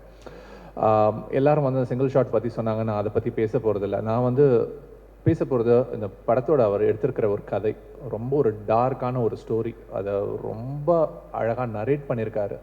அதில் மொழி, அவருடைய உரையாடல்கள், அவர் எழுதியிருக்கிற உரையாடல்கள்லாம் வந்து அவ்வளவு ஆழமாக இருக்கும். அதே சமயத்தில் அவ்வளவு வந்து நமக்குள்ளே வந்து ஒரு சிரிப்பை கொண்டு வரும். அந்த ஒரு ட்ரை ஹியூமரை வந்து ரொம்ப அழகாக ஹேண்டில் பண்ணியிருக்காரு. அது மட்டும் இல்லாமல் பாடல்கள் 3 பாடல்கள் அவர் எழுதியிருக்காருன்னு சொல்லிட்டு கருப்பண்ணியப்பன் அவர்கள் சொன்னாங்க. ஸோ அந்த 3 பாடல்கள்லையும் வந்து அவருடைய சொல் விளையாட்டு அதை வந்து நான் ரொம்ப ரசித்தேன். ஒரு பாட்டில் வந்து ஒவ்வொரு வரி முடியும் போதும் இருக்கிற ஒரு சொல்லை வந்து வேற ஒரு பொருளில் அடுத்த வரியில் ஆரம்பிச்சிருப்பாரு. ஆல்மோஸ்ட் ஒரு அந்தாதி மாதிரி தான். ஆனால் அந்தாதியில் வந்து அதே சொல் அதே பொருளில் வரும், ஆனால் அந்த பொருளை மாற்றி பயன்படுத்தியிருப்பார். ரொம்ப அழகாக இருந்துச்சு அந்த பாடல். ரொம்ப சின்ன அந்த கேரக்டரைசேஷன்ஸ் அவர் டெவலப் பண்ணியிருந்தது எல்லாமே ஒவ்வொன்றும் வந்து அவ்வளோ என்ஜாய் பண்ணேன். மியூசிக் இந்த படத்தை வந்து ரொம்ப அழகாக மாற்றிடுச்சு. இந்த மியூசிக் நான் இவ்வளோ டார்க்காக இவ்வளோ வந்து ஹெவியாக இருக்கிற ஒரு படத்தை வந்து அப்படியே வந்து ஒரு மயிலிறகலை வருடி நம்ம கைக்கு கொடுக்குற மாதிரி ரஹ்மான் அவர்கள் கொடுத்துருக்காங்க. ஸோ அந்த பாட்டை கருப்பண்ணியப்பன் அவர்கள் சொன்னாங்க, பாவம் செய்யாதிரு மனமே. அந்த பாட்டு கடைசியில் படம் ஓடும்போது அந்த இவ்வளோ நேரம் பார்த்துட்டு வந்த அந்த எல்லாம் ஒரு கரடு முரடான பாதையெல்லாம் அப்படியே வந்து சாஃபன் பண்ணி ரொம்ப அழகாக அவங்கள ஒரு ஃப்ளைட்டில் டேக் ஆஃப் பண்ணுற மாதிரி அவர் கொண்டு போயிடுவார் அந்த மியூசிக்கில். ரொம்ப அதை என்ஜாய் பண்ணேன். சிங்கிள் ஷாட் மூவிஸோட வரலாறு பற்றி ராமகிருஷ்ணன் அவர்கள் பேசினாங்க. அஜயன் பாலா அவர்கள் சொல்லும்போதும் எப்படி வந்து பார்த்திபன் சார் வந்து எப்படி வந்து அவர் ஒவ்வொன்றும் பண்ணிகிட்டு இருக்காருன்னு சொல்லி சொன்னாங்க. இந்த ஒரு ஒரு க்ரூவோட ஒரு பெரிய ஒரு ஒர்க், ரொம்ப ஒரு பியூட்டிஃபுல்லான ஒரு ஒர்க். அதை இத்தனை பேர் சேர்ந்து பண்ணியிருக்காங்கன்றதை வந்து நிறைய நம்பிக்கை கொடுக்குது அடுத்த தலைமுறைக்கு. இப்போ எப்படி வந்து ராமகிருஷ்ணன் அவர்கள் வந்து இன்றைக்கி பேசிகிட்டு இருந்தாங்களோ, இன்னும் ஒரு 50 ஆண்டுகள் கழித்து ஏதோ ஒரு நாட்டில் சிங்கிள் ஷாட் நான் லீனியர் மூவிஸ் பற்றி பேசும்போது அங்கே இருக்கிற ஒரு திரைத்துறையை பற்றி ஒரு வல்லுநர் ஒருத்தர் வந்து பார்த்திபன் சார் படத்தை பற்றி சொல்லுவார். ஸோ அங்கே பேச போகிற அந்த பேச்சுக்கு இவங்க எல்லாரோட வேலையும் வந்து ரொம்ப முக்கியமான ஒரு பணின்னு நான் நினைக்கிறேன். ஸோ இந்த படத்தில் நானும் பங்கெடுத்ததுக்கு ஒரு ரொம்ப அழகான ஒரு பாட்டு, ரொம்ப அழகான ஒரு மெலடி, ரஹ்மான் சாரோட மெலடியில் வந்து இந்த படத்தில் வந்து மாயவான்னு ஒரு பாட்டு பண்ணியிருக்கேன். படத்தில் அந்த பாட்டு இடம் பெறலை, ஆனால் ஆடியோவில் அந்த பாட்டு வரப்போகுது. கண்டிப்பாக அந்த பாட்டை எல்லாரும் ரசிப்பீங்கன்னு நம்புகிறேன். வாய்ப்புக்கு நன்றி. தேங்க்யூ. முதல்ல நம்ம வந்து ஒரு தமிழராக நம்மெல்லாம் பெருமைப்படணும். ஆனால் அதே நேரத்தில் என்னென்னு கேட்டிங்கன்னா, உலகத்தில் அந்த விமர்சனங்கள் வந்து அதிகமாக இருக்கிற ஒரே இடம் நம்ம தமிழ்நாடு தான். அதுவும் சினிமாவை பற்றி விமர்சிக்கிறது தான் ரொம்ப அதிகம். நம்ம ஒருத்தர் மற்றவங்களை குறை சொல்லியே நம்ம வந்து அதை கடத்தி போய்கிட்டே இருப்போம். ஆனால் அற்புதமான கலைஞர்கள், அதாவது எப்படி ஆதிமொழி தமிழ்னு சொல்கிறோமோ அதே போல் தமிழ், அதாவது படங்களும் சரி, ஆரம்பத்தில் ஆரம்பித்த விஷயங்களும் சரி, எல்லாமே தமிழ்லேருந்து தான் ஒவ்வொன்றா நமக்கு ஆரம்பிக்குது. எங்கள் உலகத்தில் எங்கே போனாலும் எந்த குழந்தையாக இருக்கணும் அனிமலாக இருந்தாலும் சரி ஃபஸ்ட்டு கூப்பிடுது மா, அதுக்கு பிறகு தான் அம்மான்னு அந்த உற்பத்தி வந்துக்கிட்டு அனிமல்லேருந்து மனிதர்கள்லேருந்து எல்லாருக்குமே அப்படி தான் சேரும். நம்ம எல்லாருமே ஃபஸ்ட்டு நம்மளை பாராட்ட கற்றுக்கணும், நம்ம சினிமாக்களை கொண்டாட கற்றுக்கணும். என்னென்னா நம்மக்கிட்ட தான் நல்ல இளைஞர்கள், நல்ல எழுத்தாளர்கள், நல்ல கவிஞர்கள் எல்லாருமே இருக்காங்க. அது நம்ம கொஞ்சம் கொஞ்சமாக என்ன பண்ணுறோம், விமர்சனத்தினால எல்லாருமே பயந்து நம்ம எல்லாம் ஒதுங்கி போய்கிட்டே இருக்கோம். அதை கொஞ்சம் கொஞ்சமாக நம்ம வந்து அவாய்ட் பண்ணணும். அதை நான் ஒரு வேண்டுகோளை தான் நான் வேண்டிக்கிறேன். ஃபஸ்ட்டு நான் பார்த்திபன் சார் பற்றி சொல்ல போனோன்னா, எனக்கு முதல்ல இந்த கதை சொன்னார். என்கிட்ட சிங்கிள் ஷாட்னு சொல்லலை, ஃபுல் கதை சொன்னார். 2 மணி நேரம் சொன்னார். சொல்லி முடிச்சுட்டு ரவி இது சிங்கிள் ஷாட்டில் எடுக்க போகிறோன்னு சொன்னார். பட் எனக்கு ஆச்சரியம் இல்லை, ஏன்னா அவர் எடுத்துருவார் நம்பிக்கை இருக்குது. எப்படி சார் போகலாம் சொன்னேன். நாளடிக்கே நம்ம போய் ஒரு வாட்டி நான் எங்கே எடுக்க போனேன் உங்களை கூட்டு போய் காமிக்கிறேன் அப்படின்னு சொன்னார். அவரே டைரக்டராகவும் இருந்தார், ஆக்டராகவும் இருந்தார். அங்கே செட்டு எதுவுமே இல்லை, இங்கே இது வரப்போகுது அப்படின்னு சொல்லிட்டு கிட்டத்தட்ட ஒரு 3 மணி நேரம் அதை ரிகர்சல் பண்ணார். அப்போயே எனக்கு அவர் மேலே நம்பிக்கை வந்துருச்சு. இவர் கண்டிப்பாக ஏதாவது பண்ணுவார்னு சொல்லிட்டு நம்ம எல்லாருக்குமே ஒவ்வொரு நியூ டைரக்டர், நியூ ஆக்டர் வந்திருப்பாங்க, வேறு ஒரு ஆக்டர் கிடைக்காமன்னு ஒருத்தர் போயிருப்பாங்க. அப்படி தான் புதிய பாதையை வந்து ஃபஸ்ட்டு அவர் ஆரம்பிச்சிருக்காரு. இந்த புதிய பாதையிலேருந்து இன்னைய வரலும் நிறைய புதிய விஷயங்கள் வந்து பார்த்திபன் கொஞ்சமாக பார்த்துக்கிட்டே வரலாம். அதாவது குடைக்குள் மழை வித்தியாசமான ஒரு டைட்டிலு, சுகமான சுமைகள் வித்தியாசமான டைட்டிலு. இந்த இரவின் நிழல் கூட இரவின் நிழல் இல்லை, இரவின் நிழல், அதில் சன்னு கூட இருக்குது. அதை கூட அவர் ரொம்ப யோசிச்சிருக்காரு. சூரியனின் நிழல் தான், அதை வந்து இரவு கூட சூரியன் தான். அதான் பாரதி சொன்ன மாதிரி இருள் என்பது குறைந்த ஒளி சொன்ன மாதிரி அதுக்கும் அவர் அவ்வளோ தூரம் யோசிச்சிருக்காரு. அவ்வளோ தூரம் யோசிச்சு தான் ஒவ்வொரு ஸ்டெப்பாக அவர் இந்த படத்தை மூவ் பண்ணியிருக்காரு. இந்த படத்தில் நம்ம வந்து தனித்தனியாக ஒவ்வொருத்தராக பாராட்ட முடியாது, அத்தனை பேரும் நம்ம பாராட்டணும். நடிகர்களாக இருக்கட்டும், அதாவது அந்த கோரியோகிராஃபி, அந்த லிரிக்ஸ்லேருந்து டான்ஸு எல்லாமே ரிதமேட்டிக்காக இருக்கும். இதை மீறி குறிப்பாக கேமராமேன், அந்த இதை gimbal operator plus lightman, art director எல்லாம் ஒவ்வொன்றும் ஒரு இந்த கலர் பேலட்டு, இது எல்லாமே பார்த்திபன் வந்து மிக சரியாக அதை மூவ் பண்ணி கொண்டு போயிருக்காரு. நம்ம எல்லாம் சொல்லுவோம் சிறந்த கோஆர்டினேஷன் தான் ஒரு சிறந்த இயக்குனர். அந்த இயக்குனர் ஒரு 1 மேன் ஷோ வந்து நம்ம பார்த்திபன் தான் சொல்லலாம். அவர் ஒரு 1 மேன் ஷோ. நம்ம எல்லோரும் இந்த படத்தை எல்லோரும் சொல்லுவோம் உலக சினிமா, உலக சினிமா. என்ன உலக சினிமா? நம்ம தமிழும் சேர்ந்தது தான் உலக சினிமா. உலகங்கிறது ஒரு தனி ஒன்று கிடையவே கிடையாது. பிரிட்டிஷ்காரங்க வரதுக்கு முன்னாடி இந்தியான்னு ஒன்று கிடையவே கிடையாது. பாளையக்காரர்கள் இப்படி ஒன்று மாறி மாறி இப்போ பிரிட்டிஷாரை வந்து தான் இந்தியாவே நம்ம உருவாச்சு. அப்படி தான் நம்ம வந்து பேசுவோம். நம்ம எப்பயுமே வந்து நம்மளை குறை சொல்லி நம்ம ஒதுக்கணும். உலக சினிமாங்கிறது தமிழும் சேர்ந்து தான் உலக சினிமா. இது ஒரு முக்கியமான பதிவு பார்த்திபன் சார்.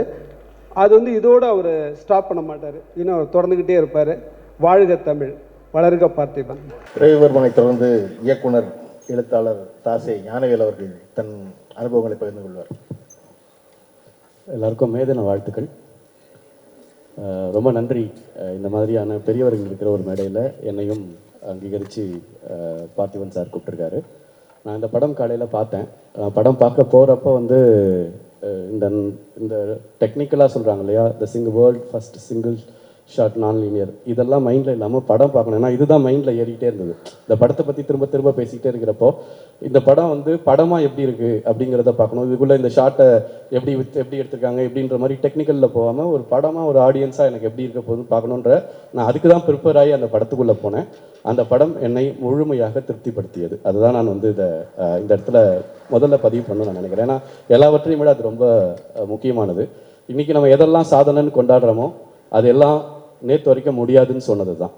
ஸோ அப்படி ஒரு சாதனையை இரவின் நிழல் மூலமாக பார்த்திபன் சார் செஞ்சு முடிச்சிருக்காரு. இளையராஜா சார் வந்து ஒத்த செருப்பு பார்த்துட்டு அவர்கிட்ட கேட்டாராம், அடுத்து என்னையா பண்ணுவ நீ அப்படின்னு. இந்த படம் பார்த்த பிறகும் இசைஞானி அவரிடம் இந்த கேள்வியை கேட்கலாம், இதே போல் ஒரு பதிலை அவர் வைத்திருக்கலாம். எனக்கு என்ன ஆச்சரியமாக இருக்குது அப்படின்னா 1989 புதிய பாதை வந்தது. கிட்டத்தட்ட 32 வருஷம் கடந்த பிறகும் கூட ஒரு முதல் இயக்குனருக்குரிய அதே வேகத்தோட அதே தாகத்தோட அவர் இருக்கிறதுன்றது எங்களுக்கெல்லாம் ஒரு முன்மாதிரியாக இருக்கு. நான் அவர்கிட்ட கேட்டேன், எப்படி சார் 89 புதிய பாதை இன்றைக்கும் வந்து நீங்கள் சிங்கிள் ஷாட்டுன்னு சொல்லி ஒரு காம்படிட்டராக கூட வந்து ஓடிக்கிட்டு இருக்கீங்களே சார், ஆச்சரியமாக இருக்குது அப்படின்னா எனக்கு தெரியல அப்படின்னு சொன்னார். எனக்கு படம் பார்த்த உடனே அந்த விடை தெரிஞ்சது. புதிய பாதைன்னு எப்படி படத்துக்கு பேர் வச்சாரோ தனக்கான பாதையை தானே போட்டுட்டு அவர் நடக்கிறாரு. அப்படியான ஒரு பாதை தான் இந்த இரவின் நிழல்.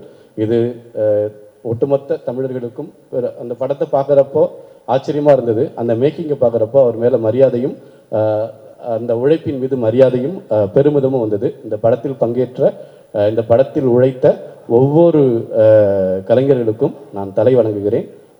என் மனப்பூர்வமான ஆத்மார்த்தமான வாழ்த்துக்கள். இந்த படத்தை உலகம் பேசும். நன்றி. தேங்க்யூ.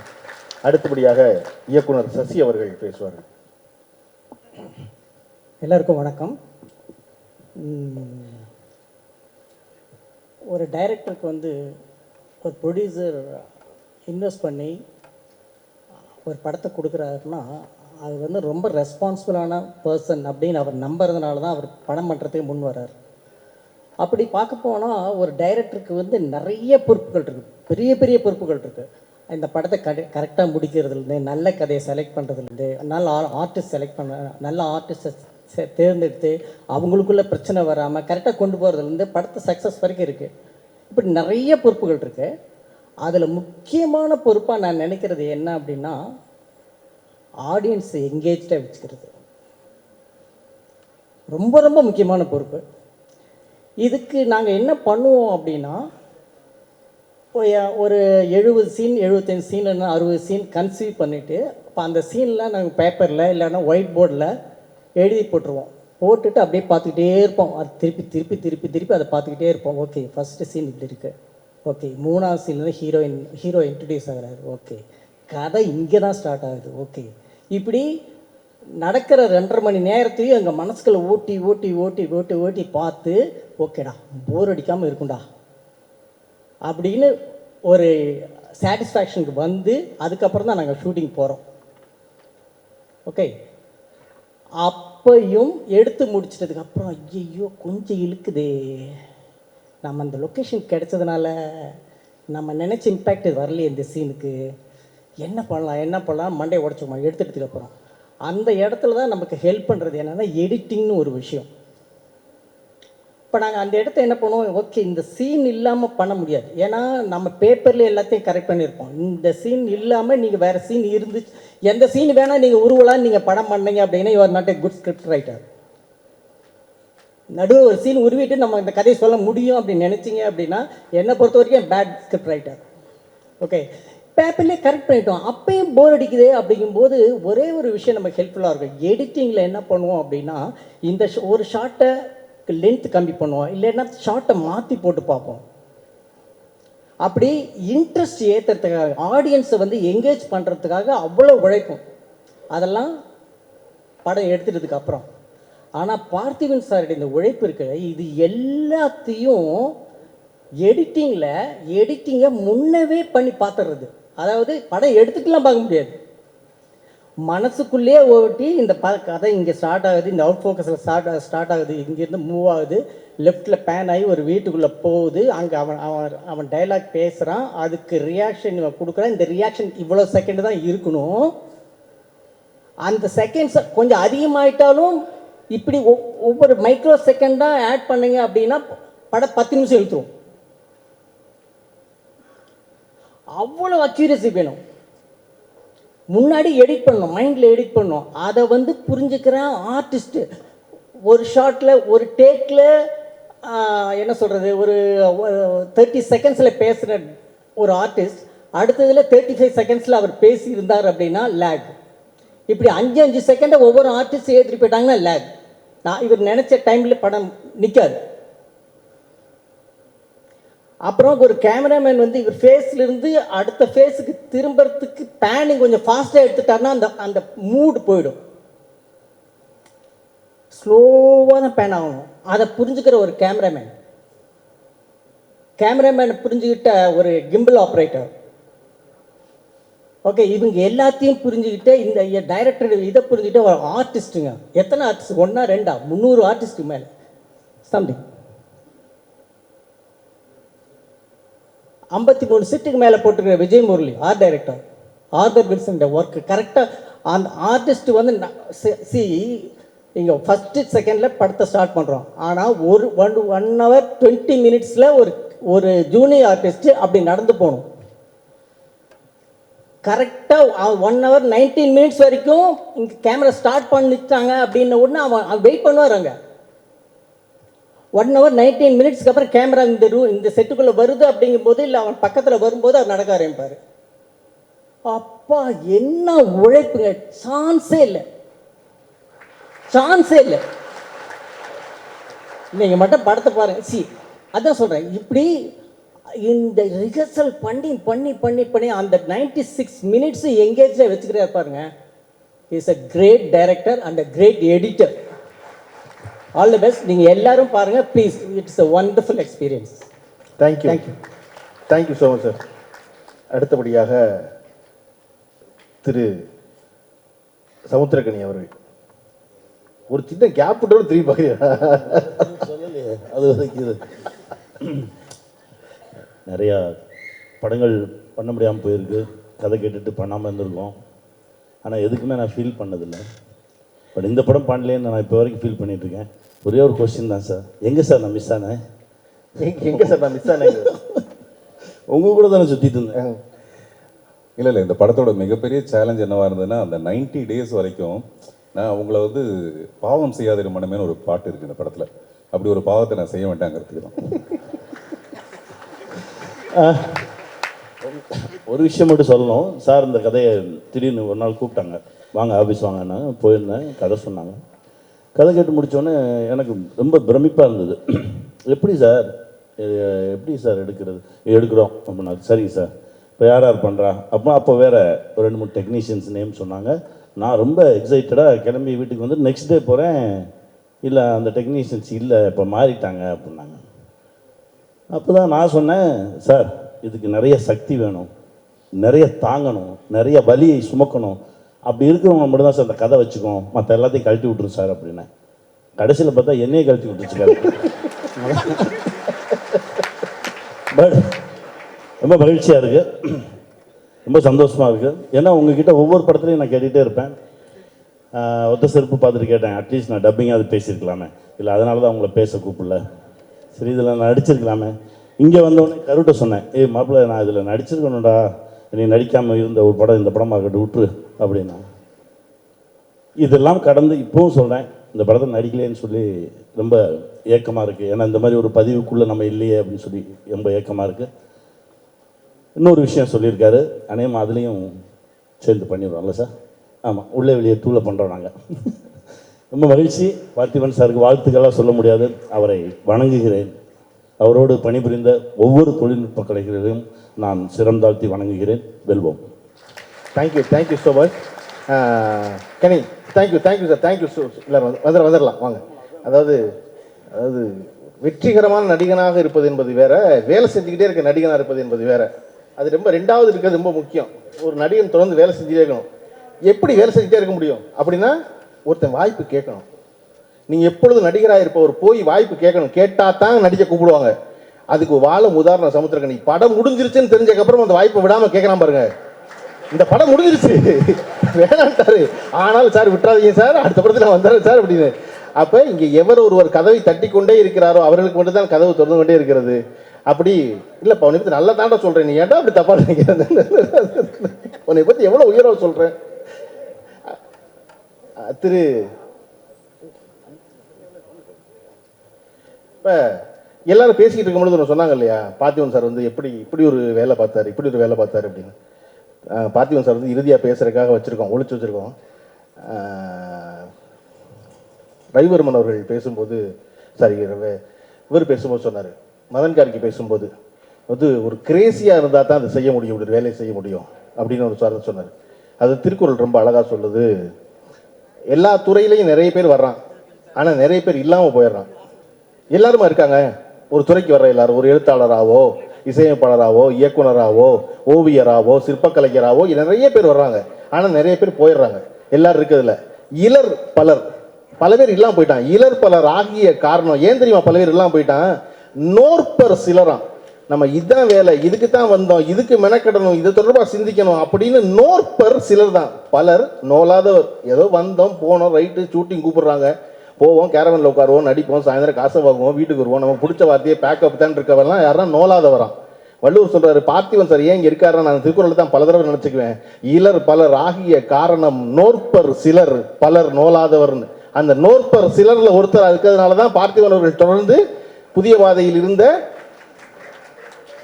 எது பத்தியா இவ்வளவு நேரம் மூச்சை பிடிச்ச அர்த்தம் சொல்றேங்க. அவனுக்கு என்னன்னா அடுத்த படத்துல பார்த்திபன் சார் வச்சு வர மாட்டாங்கிற மட்டும் மண்டைக்குள்ள இருக்கிறதுனால எதுவுமே ஞாபகத்தில் இருக்க மாட்டேங்குது. அப்ப இங்க பலர் இல்லாம போனதுக்கான காரணம் நோற்பர் சிலர் தான். இதுதான் வேலை, இதுதான் வேணும்னு மெனக்கெடுறது. அப்படி வேலை மெனக்கெட்டதுனால தான் இந்த ஒரு சிங்கிள் ரிலீஸை சாதாரணமா முடிக்காம அது இவ்வளவு பெரிய மெனக்கெட்டு இத்தனை வேலை பார்த்துடணும்னு நினைச்சு இந்த வேலையை பார்த்து வச்சிருக்குது. அடுத்து ரகுமானை எல்லாருக்கும் ஏன் பிடிக்குது? பொதுவாக ஒருவருக்கு ஏன் நம்ம ரசிகராகிறோம்? ஏன் ரசிகராகிறோம் அப்படின்னா அவர் என்ன வேலை செய்ய வந்தாரோ அந்த வேலையை ரொம்ப திருத்தமாக செஞ்சால் அவருக்கு ரசிகராகிறோம். இசைக்க வந்தார், ரசிகராகிறோம். அதன் பிறகு இசையமைக்க வந்த பிறகு அவரை பற்றி தெரிந்து கொள்ள ஆர்வம் காட்டுறோம். அதுக்கப்புறம் அவர் எப்படி நடந்துக்கிறார், ஒரு கணவனா என்னவா இருக்கார் அவர் அப்படின்னு தெரியும் போது, ஓ இவ்வளவு சிறந்த கணவனா அப்படின்னு ரசிகத்தன்மை கூடுது. இவ்வளவு சிறந்த தந்தையா இன்னும் ரசிகத்தன்மை கூடுது. இவ்வளவு சிறந்த மகனா அப்படி இன்னும் ரசிகத்தன்மை கூடுது. அப்படித்தான் ரகுமான் வந்து இத்தனை ஆண்டு காலத்தில் கொஞ்சம் கொஞ்சமாக அவருடைய ரசிகத்தன்மையை அதிகப்படுத்திக்கிட்டே இருந்தவர். சிறந்த இசையமைப்பாளர், சிறந்த மகன், சிறந்த தந்தை, சிறந்த கணவன். இன்னைக்கு உச்சக்கட்டமாக தமிழ்நாடு மொத்தமும் ஒரு ரசிகராக மாறக்கான காரணம், ஓ இவ்வளவு சிறந்த அரசியல் தெரிஞ்சவர் அவர் அப்படிங்கிற இடத்துல தான் அவர் மிகச்சிறந்த ஆளாகிறார். எவர் ஒருவர் நம்ம அரசியலை பேசுகிறாரோ அவர் உடனே நம்ம மனசுக்கு நெருக்கமாகிறார். அப்படி இன்னைக்கு தமிழகம் முழுவதும் கொண்டாடுகிற ரகுமான் அவர்கள் இந்த படத்தில் பங்காற்றி இருப்பது என்பது பெருமகிழ்ச்சி. நான் இன்னைக்கு தான் படம் பார்த்தேன். கொஞ்சம் பேர், நிறைய பேர் என்னோட சேர்ந்து இதுக்கு முன்னாடி 2-3 ஷோ படம் பார்த்துருக்காங்க. அந்த படம் வந்து ஆச்சரியம் என்ன அப்படின்னா, பார்த்திபன் அவர்கள் இயக்குனராக இன்னமும் தன் அடிமனதின் கங்கு இன்னும் அப்படியே வச்சுக்கிட்டு முதல் படம் போல ஒரு படம் செயல்படுதுன்னு சொல்லுவாங்க எல்லாரும். ஆனால் இந்த படம் பார்க்கும்பொழுது எனக்கு தோணுச்சு, வாழ்நாள் முழுமைக்கும் இவரிடம் உதவியாளராக இருப்பது இருந்தால் ஏதாவது ஒன்றை கற்றுக்கொண்டே இருப்போம் போல இருக்கிறது அப்படின்னு. அவ்வளவு பெரிய உழைப்பை சேர்ந்து கேட்ட படம் இந்த படம். பார்த்திபன் அவர்களோட இந்த படத்துடைய குழுவினர் அத்தனை பேரையும் பாராட்டணும். ஏன்னா மனுஷனுக்கு முதல்ல இருக்கிறது என்னன்னா அவநம்பிக்கை தான். ஃபர்ஸ்ட் அவனுக்கு எடுத்த நம்பிக்கையே வராது, அவநம்பிக்கை தான் முதல்ல வரும். என்னைக்காவது ஒருத்தர் டிவி தரான்னு நம்புவான், இன்னைக்கு ஒருத்தர் நாட்டை விற்கிறான்னு நம்ப மாட்டான். இல்லையே, அப்படி இருக்க முடியாது, வாய்ப்பு இல்லையே அப்படிமா அவநம்பிக்கையோடு தான் கருதுவான். ஆனால் ஒரே ஒரு மனிதர் அவருடைய சிந்தனை இது எப்படி சிந்திச்சிருக்க முடியுங்கிற ஆச்சரியம். அதன் பிறகு அதை செயல்படுத்த போகும் பொழுது ஒரு 200 பேர் 250 பேர் தேவைப்படுறாங்க அதை நிறைவேற்ற. அந்த 250 பேரும் அப்பழுக்கற்ற ஒரு விழுக்காடு கூட சந்தேகம் இல்லாமல், அது என்ன படம்லாம் தெரில, ஆனால் ஒருத்தர் மெனக்கிடுறாரு, ஒருத்தர் கிடந்து பாடாப்படுறாரு. இவருடைய இந்த உழைப்புக்கு கூட நின்றோன்னு நினைச்சதில்ல. அந்த யூனிட்ல இருக்க அந்த 200 பேரும் ரொம்ப பிரமாதமான ஆட்கள். காரணம், இப்படி எந்த சந்தேகம் இல்லாத நம்பிக்கை வைக்கிற ஒரு டீம் கிடைச்சதான் பார்த்திபன் சார் மிக சிறந்த வேலை நினைக்கிறேன். கன்ஃபார்மா இந்த படம் ஆரம்பிக்கிற அன்னைக்கு இதில் எத்தனை பேர் நம்பிக்கை இருந்திருப்பாங்க தெரியாது. ஒரு படம் ஓகே, ஒரு நாள் பேட்டா 1300 ரூபா சரிதானே, அப்படி தான் கிளம்பியிருக்க கூடும். ஆனால் இந்த படத்தை நீங்கள் பார்ப்பீங்க, பார்த்ததுக்கப்புறம் அந்த படத்தை பற்றி ஒரு படம் இருக்குது, அதையும் பார்ப்பீங்க. அந்த படத்தினுடைய இறுதி காட்சியில் 95 நிமிடங்களுக்கு வெற்றிகரமாக இந்த படத்தை எடுத்து முடிச்சாச்சு. இத்தனை பாடுகளுக்கு அப்புறம், கிட்டத்தட்ட 90 நாள் உழைப்புக்கு அப்புறம் எடுத்து முடிச்சுட்டு பார்த்திபன் சார் மொத்தமாக ஓன் அவுட் ஆகி வந்து நிற்பார். நின்னா அந்த யூனிட்ல இருக்க 200 பேர் வந்து அவரை கட்டி பிடிக்கும் போது ஒரு முகத்தில் ஒரு நிகழ்ச்சி வரும் பாருங்க. அதுதான் இந்த படத்தினுடைய மிகச்சிறந்த ஷாட்னு நான் நம்புகிறேன். வயசானவர், சின்ன ஆள், லைட்மேனு, கார்பெண்டரு, செட் அசிஸ்டன்ட்டு, அவ்வளவு பேர் வந்து அவர் கட்டி பிடிப்பாங்க. நடத்திட்டு அந்த காரியத்தை நம்ம அப்படின்னு நடத்தி முடிச்சதுக்கப்புறம் தமிழ்நாட்டில் கோடம்பாக்கத்தில் நாம் பார்த்த சாதாரண முகங்கள் இருக்குல்ல, அந்த முகம் பூரா திரையில வருது. யாரெல்லாம் பார்த்திபனுக்கு உதவியாக இருந்தார்கள் தெரியுமா அப்படின்னா, ஒரு கார்பெண்டரும், லைட்மேனும், அவன் டிரைவரும், எல்லாரும் வேற வேற வந்து ஒரு சிரிச்சு ஒரு கார பல்லோட சிரிக்கிறாங்க. அவ்வளோ பேரும் சிரிக்கும் போது, இங்கே உலக சாதனை பண்ணுறதுக்கு உள்ளூர்லேயே ஏகப்பட்ட பேர் ஆள் இருக்காண்டா, நம்மகிட்ட நம்ம தாண்டா இவனை கவனிக்கவே இல்லை அப்படிங்கிற எண்ணம் இந்த படம் உங்களுக்கு கண்டிப்பாக தோற்றுவிக்கும். இந்த படம் சிறந்த படமா இல்லையா, வேற கருத்து இருக்கா உங்களுக்கு? 100 கருத்து இருக்கலாம். இளையராஜா அவர்கள் சொன்னது தான் நான் ஞாபகப்படுத்த விரும்புகிறேன். என் பாட்டை நல்லா இருக்குன்னு சொல்லு, நல்லா இல்லைன்னு சொல்லு, ஆனால் இது நான் ப்ரொடியூஸ் பண்ணது, இதை நான் உருவாக்குனது பாரு. அந்த மாதிரி பார்த்திபன் அவர்கள் தன் வாழ்நாள் முழுமைக்கு சொல்லிக்கிட்டு இருக்கலாம், நீ என்னை பற்றி என்ன வேணாலும் சொல்லு, ஆனால் என் இரவு நிழல் நான் எடுத்தது, நான் யோசிச்சது, நான் சாத்தியமாக்குனது. அவர்கிட்ட ரொம்ப பிடிச்சிருந்தது, ஒரு கலைஞனுடைய அடிப்படை குணம் அதுவாக தான் இருக்கும். யாரோ ஒருத்தன் எதையோ ஒன்று முடியாதுன்னு சொல்லிக்கிட்டே இருக்கான், அது எப்படி முடியாது அப்படின்னு முடியாத சாத்தியப்படுத்த முயற்சி பண்ணும்போது தான் அவன் கலைஞனாகிறான். அப்போ என்னை போன்று அடுத்த தலைமுறை எப்பொழுதும் பல நேரங்களில் ரொம்ப அறிவே இல்லாத மக்கு பயிலிட்ட தோற்று போய் நிற்கும் பொழுது இல்லையா, நமக்கு யாராவது ஒருத்தர் இன்ஸ்பயர் பண்ண வேண்டியது இருக்குது. அப்போ பார்த்திபன் சார் பண்ணுற மாதிரி படங்களை பார்க்கும்பொழுது என்ன தோணுது அப்படின்னா, நீ ஏன்டா அந்த மக்கள்லாம் போய் பார்த்துக்கிட்டு இருக்க, இங்கே தான் ஒரு பிரமாதமான ஆள் ஒரு வேலை பார்த்துக்கிட்டே இருக்காரு, இவரே இதை செய்ய முடியும்னா நமக்கு பின்னாடி வர்ற எவ்வளவு பேர் எவ்வளவு காரியம் செய்ய முடியுங்கிற அடுத்த தலைமுறைக்கு ஒரு செய்தியை சொன்னதான் இந்த படத்துடைய மிகச்சிறந்த செய்தி நான் நம்புகிறேன். இந்த படத்தை பார்க்கும் எவரும் இது எப்படி பாசிபிள், இது எப்படி நடத்தியிருக்க முடியும் அப்படிங்கிற ஆச்சரியத்தை வச்சுக்கிட்டே இருக்காரு. அவர் போன படம் வந்த பொழுது, ஒத்த செருப்பு வந்த பொழுது எல்லாரும் கேட்ட கேள்வி, ஒரே ஒருத்தரை வச்சு ஒரு படம் எடுத்தாச்சு, இதுக்கப்புறம் என்ன அப்படின்னா என்னன்னு தெரியல, இல்லை இதுக்கப்புறம் ஒன்று இருக்குது அப்படின்னு அவர் இந்த உலகத்துக்கு சொல்கிற எடுத்த படம் தான் இரவு நிழல். படம் நிஜமாகவே உங்களுக்கு ஒரு எக்ஸ்பீரியன்ஸாக இருக்கும். இந்த படம் என்னவா செய்யுது, உங்களை மகிழ்ச்சிப்படுத்துதா, அழுக வைக்குதா, நெகிழ வைக்குதாங்கிறதுலாம் அப்புறம். ஆனால் இந்த படம் ஒரு அனுபவம். ஒரு படத்தை பார்க்க ஆரம்பித்து 20வது நிமிஷம் வரைக்கும் நீங்கள் வந்து அதில் குறை கண்டுபிடிக்கிற தீவிரமாக இருப்பீங்க. எப்படி எடுத்துருப்பாங்கன்னு 20வது நிமிஷத்துக்கு மேலே இந்த படம் உங்களை தன்னுக்குள்ளே இழுத்துக்கிட்டு இது ஒரு முழுமையான படமாக முடியுது இல்லையா. இந்த படம் ஒரு பேரனுபவம். அந்த அனுபவம் விரைவில் உங்கள் எல்லாருக்கும் கிடைக்கட்டும். இந்த நிகழ்ச்சி இன்னைக்கு வெளியாக போகிற சிங்களை பற்றி நிறைய பேர் இயக்குநர்கள் வந்திருக்காங்க, அவர்கள் எல்லாம் அந்த படத்தை பற்றி பேசுவாங்க. ரகுமான் அவர்கள் வரவிருக்கிறாங்க. நீங்கள் எல்லோரும் வந்து உங்களுடைய மொபைல் ஃபோனை ஆஃப் பண்ணியிருப்பீங்க, நான் சொல்ல வேண்டாம். காரணம், அதிகமாக தமிழ்நாட்டில் உச்சரிக்கப்பட்ட சொல் வந்து உங்களுடைய மொபைல் ஃபோனை சைலண்டில் போட்டு வைங்கிறது தான். அதை வச்சுருப்பீங்க. நிகழ்ச்சியை வந்து நீங்கள் வந்து படம் பிடிக்கலாம், ஆனால் 1 நிமிஷத்துக்கு மேலே படம் பிடிக்காதீங்க. நாளை யூடியூப்பில் வந்துடும், பார்த்துக்கலாம். நாளை யூடியூப்பில் வரப்போகிறத நீங்கள் உங்கள் ஃபோனில் எடுத்து வச்சு ஸ்டோரேஜை வந்து பங்க் பண்ணாதீங்க, தேவையில்லை. அது அவசியமாக நான் அடிக்கடி எல்லாத்தையும் சொல்லுவேன், தேவையில்லாத தகவலில் மண்டைக்குள்ளே வச்சுக்காதீங்க. ரொம்ப அவசியமான தகவலில் மண்டைக்குள்ளே ஏற்றும் போது மெமரி ஃபுல்லுன்னு மூளை வெளியே தெளிடும். அதனால் எப்போவுமே காலியாக வச்சுக்கணும்னு, அதனால் உங்களுடைய ஃபோன் மெமரி காலியாக வச்சுக்கோங்க. இந்த நிகழ்ச்சி எடுக்க வேண்டாம், நீங்கள் நாளை யூடியூப்பில் வந்துடும், பார்த்துக்கலாம். 2 செய்தி சொல்லிட்டேன் உங்களுக்கு, ஃபோன் ஆஃப் பண்ணி வைக்கணுங்கிறதும், இன்னொன்று கேமரா எடுக்காதீங்கிறது. இப்போ நிகழ்ச்சி தொடங்கும் விதமாக இந்த படத்தோட முக்கால் புகழும் உங்களுக்கே சார். எல்லாரும் என்கிட்ட கேட்டாங்க, என்ன தைரியத்தில் இந்த மாதிரி ஒரு படம் எடுத்தீங்கன்னு. சத்தியமாக நீங்கள் இருக்கீங்கிற தைரியத்தில் தான் இந்த மாதிரி ஒரு படம் எடுத்தேன். இது மிகைக்காக நான் சொல்லலை. கிட்டத்தட்ட 20 வருஷமாக ஏழையிலன்னு ஒரு படம் ஆரம்பித்து ஏதோ ஒரு காரணத்தினால நின்று போச்சு. அப்புறம் கிட்டத்தட்ட ஒவ்வொரு வருஷம் அல்லது ஒரு வருஷம் விட்டு ஒரு வருஷம் போய் நான் ஏதோ ஒரு கதை சொல்லுவேன். ஏதோ ஒரு காரணத்துக்காக அது மறுக்கப்படும், தெரியாது. ரொம்ப வேதனையாக இருக்கும், ரொம்ப கஷ்டமாக இருக்கும். நான் இவரோட எப்போ சேர்ந்து டைமில் தான் பாம்பே டீம்ஸ் ஒர்க் பண்ணியிருந்தேன். மோஸ்ட்லி லண்டன், அமெரிக்கா இல்லை சுற்றிட்டு வந்தாச்சு. இல்லை, நான் உங்களை பற்றி யோசிச்சா நான் என்னை பற்றி கவலைப்பட முடியாதுல்ல. நான் கவலைப்படுறதுக்குன்னு எனக்கு ஏதாவது ஒரு ரீசன் வேணும்.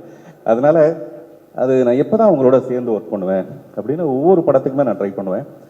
இந்த இரவு நிழல் கதையை சொன்ன உடனே உங்களுக்கு என்ன சார் தோணுச்சு? உங்கள் மேலே ஒரு மரியாதை, அதாவது பேஷன்றது வந்து நம்ம சின்ன வயசில் வரும், அப்புறம் கொஞ்சம் கல்யாணம்லாம் ஆனவுடனே அப்படி போயிடும், பேக்கப் ஆகிட்டு போயிடும் அந்த கப்பல் ஏறி. அதுக்கப்புறம் கடனேன்னு ஒர்க் பண்ணுறோம் இல்லையா. அந்த பேஷன் வந்து இன்னும் அந்த நெருப்பு இன்னும் உங்ககிட்ட இருக்குது. அது வந்து இன்ஃபெக்ஷியஸ். அது உங்ககிட்ட இருந்து எங்கிட்ட வரலாம், எங்கிட்ட இருந்து உங்ககிட்ட போகலாம் இல்லை. ஸோ ஐ திங்க் அது கம்யூனிட்டி, கிரியேட்டிவ் கம்யூனிட்டி, நம்ம வந்து இன்ஸ்பயர் ஈச் அதர். ஸோ இந்த ஐடியா சொன்னபோது பைத்தியக்காரத்தனமாக இருந்தது. ஆக்சுவலி ஏதோ பண்ண போகிறீங்கன்னு தெரியும், பட் இவ்வளோ நல்லா பண்ணுங்கன்னு தெரியாது. எனக்கே தெரியாது சார், உண்மையிலே அது எனக்கே தெரியாது. தினந்தோறும் ட்ரை பண்ணிகிட்டே இருப்போம். இந்த மாதிரி செய்யணும்னு ஒரு கோலை மட்டும் ஃபிக்ஸ் பண்ணிக்கிட்டு அப்புறம் அதை நோக்கி நகரும்போது, முக்கியமாக நான் வந்து சார்ட்ட போய் கதை சொல்லிட்டு வந்தேன். அப்போ மிஸ்டர் சேகர் கபூர் கூட இருந்தார், அந்த இந்தி பட இயக்குனர் இருந்தார். நான் வெளியில் வந்து அவர்கிட்ட பேசும்போது சொன்னார், சிங்கிள் ஷாட்லாம் இந்த மாதிரி சாத்தியமே கிடையாது அப்படின்னாரு. அது வந்து கொஞ்சம் வெறியை அதிகப்படுத்திச்சு, அது எப்படியாவது பண்ணிடலாம் அப்படிங்கிற மாதிரி. நான் கதை சொல்லிட்டு போனதுக்கு அப்புறமேல ஒரு 2 நாள் கழிச்சு பாவம் செய்யாத மனமேன்னு சொல்லிட்டு ஒரு பாடலோட சோர்ஸ் எங்கே இருக்குன்னு கண்டுபிடிச்சு கொடுங்க அப்படின்னாரு.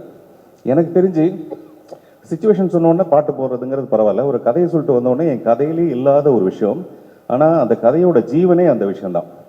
ஒரு மனிதனுடைய கில்ட்டு தான் இந்த படத்தில் டீல் பண்ணுறது. கதை சொல்ல வேணான்னு என்கிட்ட சொன்னாங்க, நானும் கதை சொல்லலை. இந்த கதையோட மையப்பகுதி வந்து ஒரு கில்ட்டு. நம்ம எப்படியாவது பாவம் செஞ்சுட்டு தப்பிச்சிடலாங்கிறது நம்மளுடைய வாழ்க்கையோட மிகப்பெரிய ஒரு இன்ட்ரெஸ்டிங்கான போராட்டமாக இருக்கும். அப்போ எனக்கு தோணுச்சு, அப்போ உங்களுக்குள்ள எவ்வளோ பெரிய ஒரு கிரியேட்டர் இருந்தால் இந்த பாடல் தான் அதுக்கு பொருத்தமாக இருக்கும்னு நீங்கள் தேர்ந்தெடுத்து கொடுப்பீங்க. நான் டிசைட் பண்ணுறதுக்கு 2 நாள் ஆச்சு, அந்த பாட்டை கேட்டுட்டு அது பொருத்தமாக இருக்கான்ட்டு. அதை நீங்கள் எப்படி டிசைட் பண்ணீங்க? படம் நான் கேட்டேன், அது மியூசிக்கோட ரோல் நான் டிசைட் பண்ணுறதுக்கு நம்ம பண்ணல ஆக்சுவலாக. அப்போ நீங்கள் ஒரு பாட்டு கேட்டீங்க, பார்க்கும்போது டிவி பார்க்கும்போது ஒரு சித்தர் இது பார்த்துருந்தேன். அப்போ வந்து இந்த பாடல் பாவம் செய்யாத மாதிரி வந்தது. உடனே சரி இதை எடுத்து டியூன் பண்ணி அவர்கிட்ட அனுப்பலாம், மேபி அது படத்துக்கு எங்கேயோ யூஸ் பண்ணுவாருன்னு சொல்லிட்டு.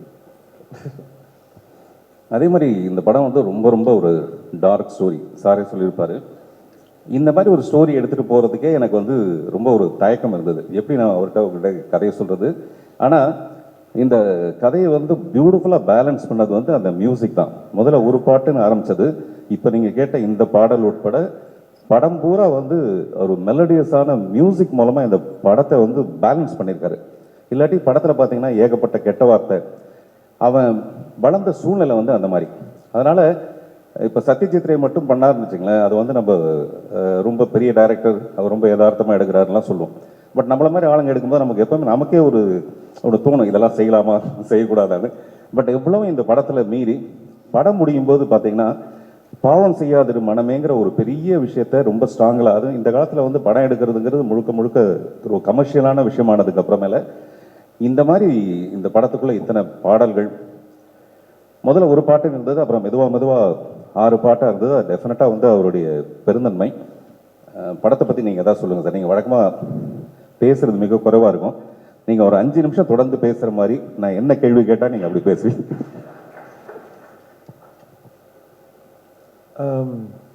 இல்லை, நான் ஒரு படம் எடுத்திருக்கேன், 99 சாங்ஸ் ஒரு படம் எடுத்து கிட்டத்தட்ட 4 வருஷமாக எடுத்து அது ரிலீஸ் ஆச்சு.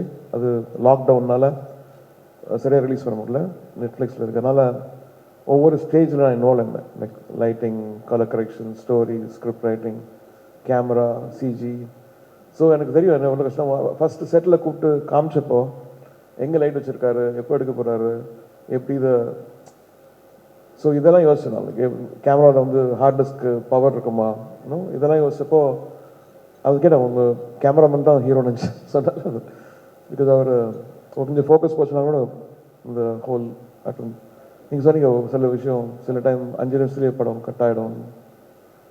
So fascinating. அது மாதிரி இதே ஒரு யூரோப்பில் இல்லை அமெரிக்கா எடுத்திருந்தா ஹோல் வேர்ல்டு செலிப்ரேட் பண்ணியிருக்கோம். பட் நம்ம தமிழ்நாட்டில் கொண்டாடலாம்.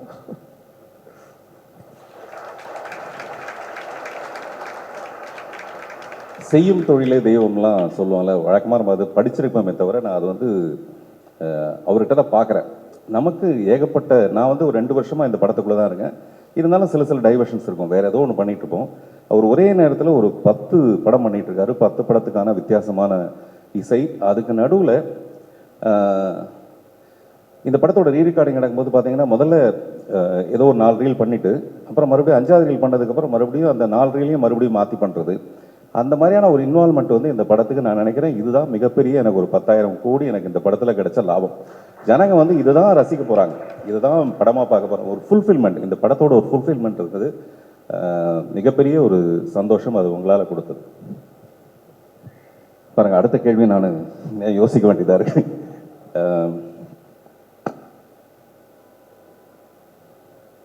நீங்கள் தான் என்கிட்ட கேட்க விரும்புறீங்களா? அந்த கேப்பில் நான் யோசிச்சிருவேன். அதையும் படம் பார்க்கட்டும், நம்ம அவங்களே பார்த்து அவங்களே முடிவு பண்ணிட்டோம். பெட்டர் நம்ம சொல்லணும், ஓவராக சொல்லணும்னு வச்சுக்கோங்க, ரொம்ப பில்டப் தர வேணாம். ஆக்சுவலாக மணி சார் வந்து ஒரு தடவை எனக்கு ஃபோன் பண்ணி ரஹ்மான் சார் சொன்னார் இந்த படம் வந்து ரொம்ப நல்லா இருக்குன்னு சொன்னார்.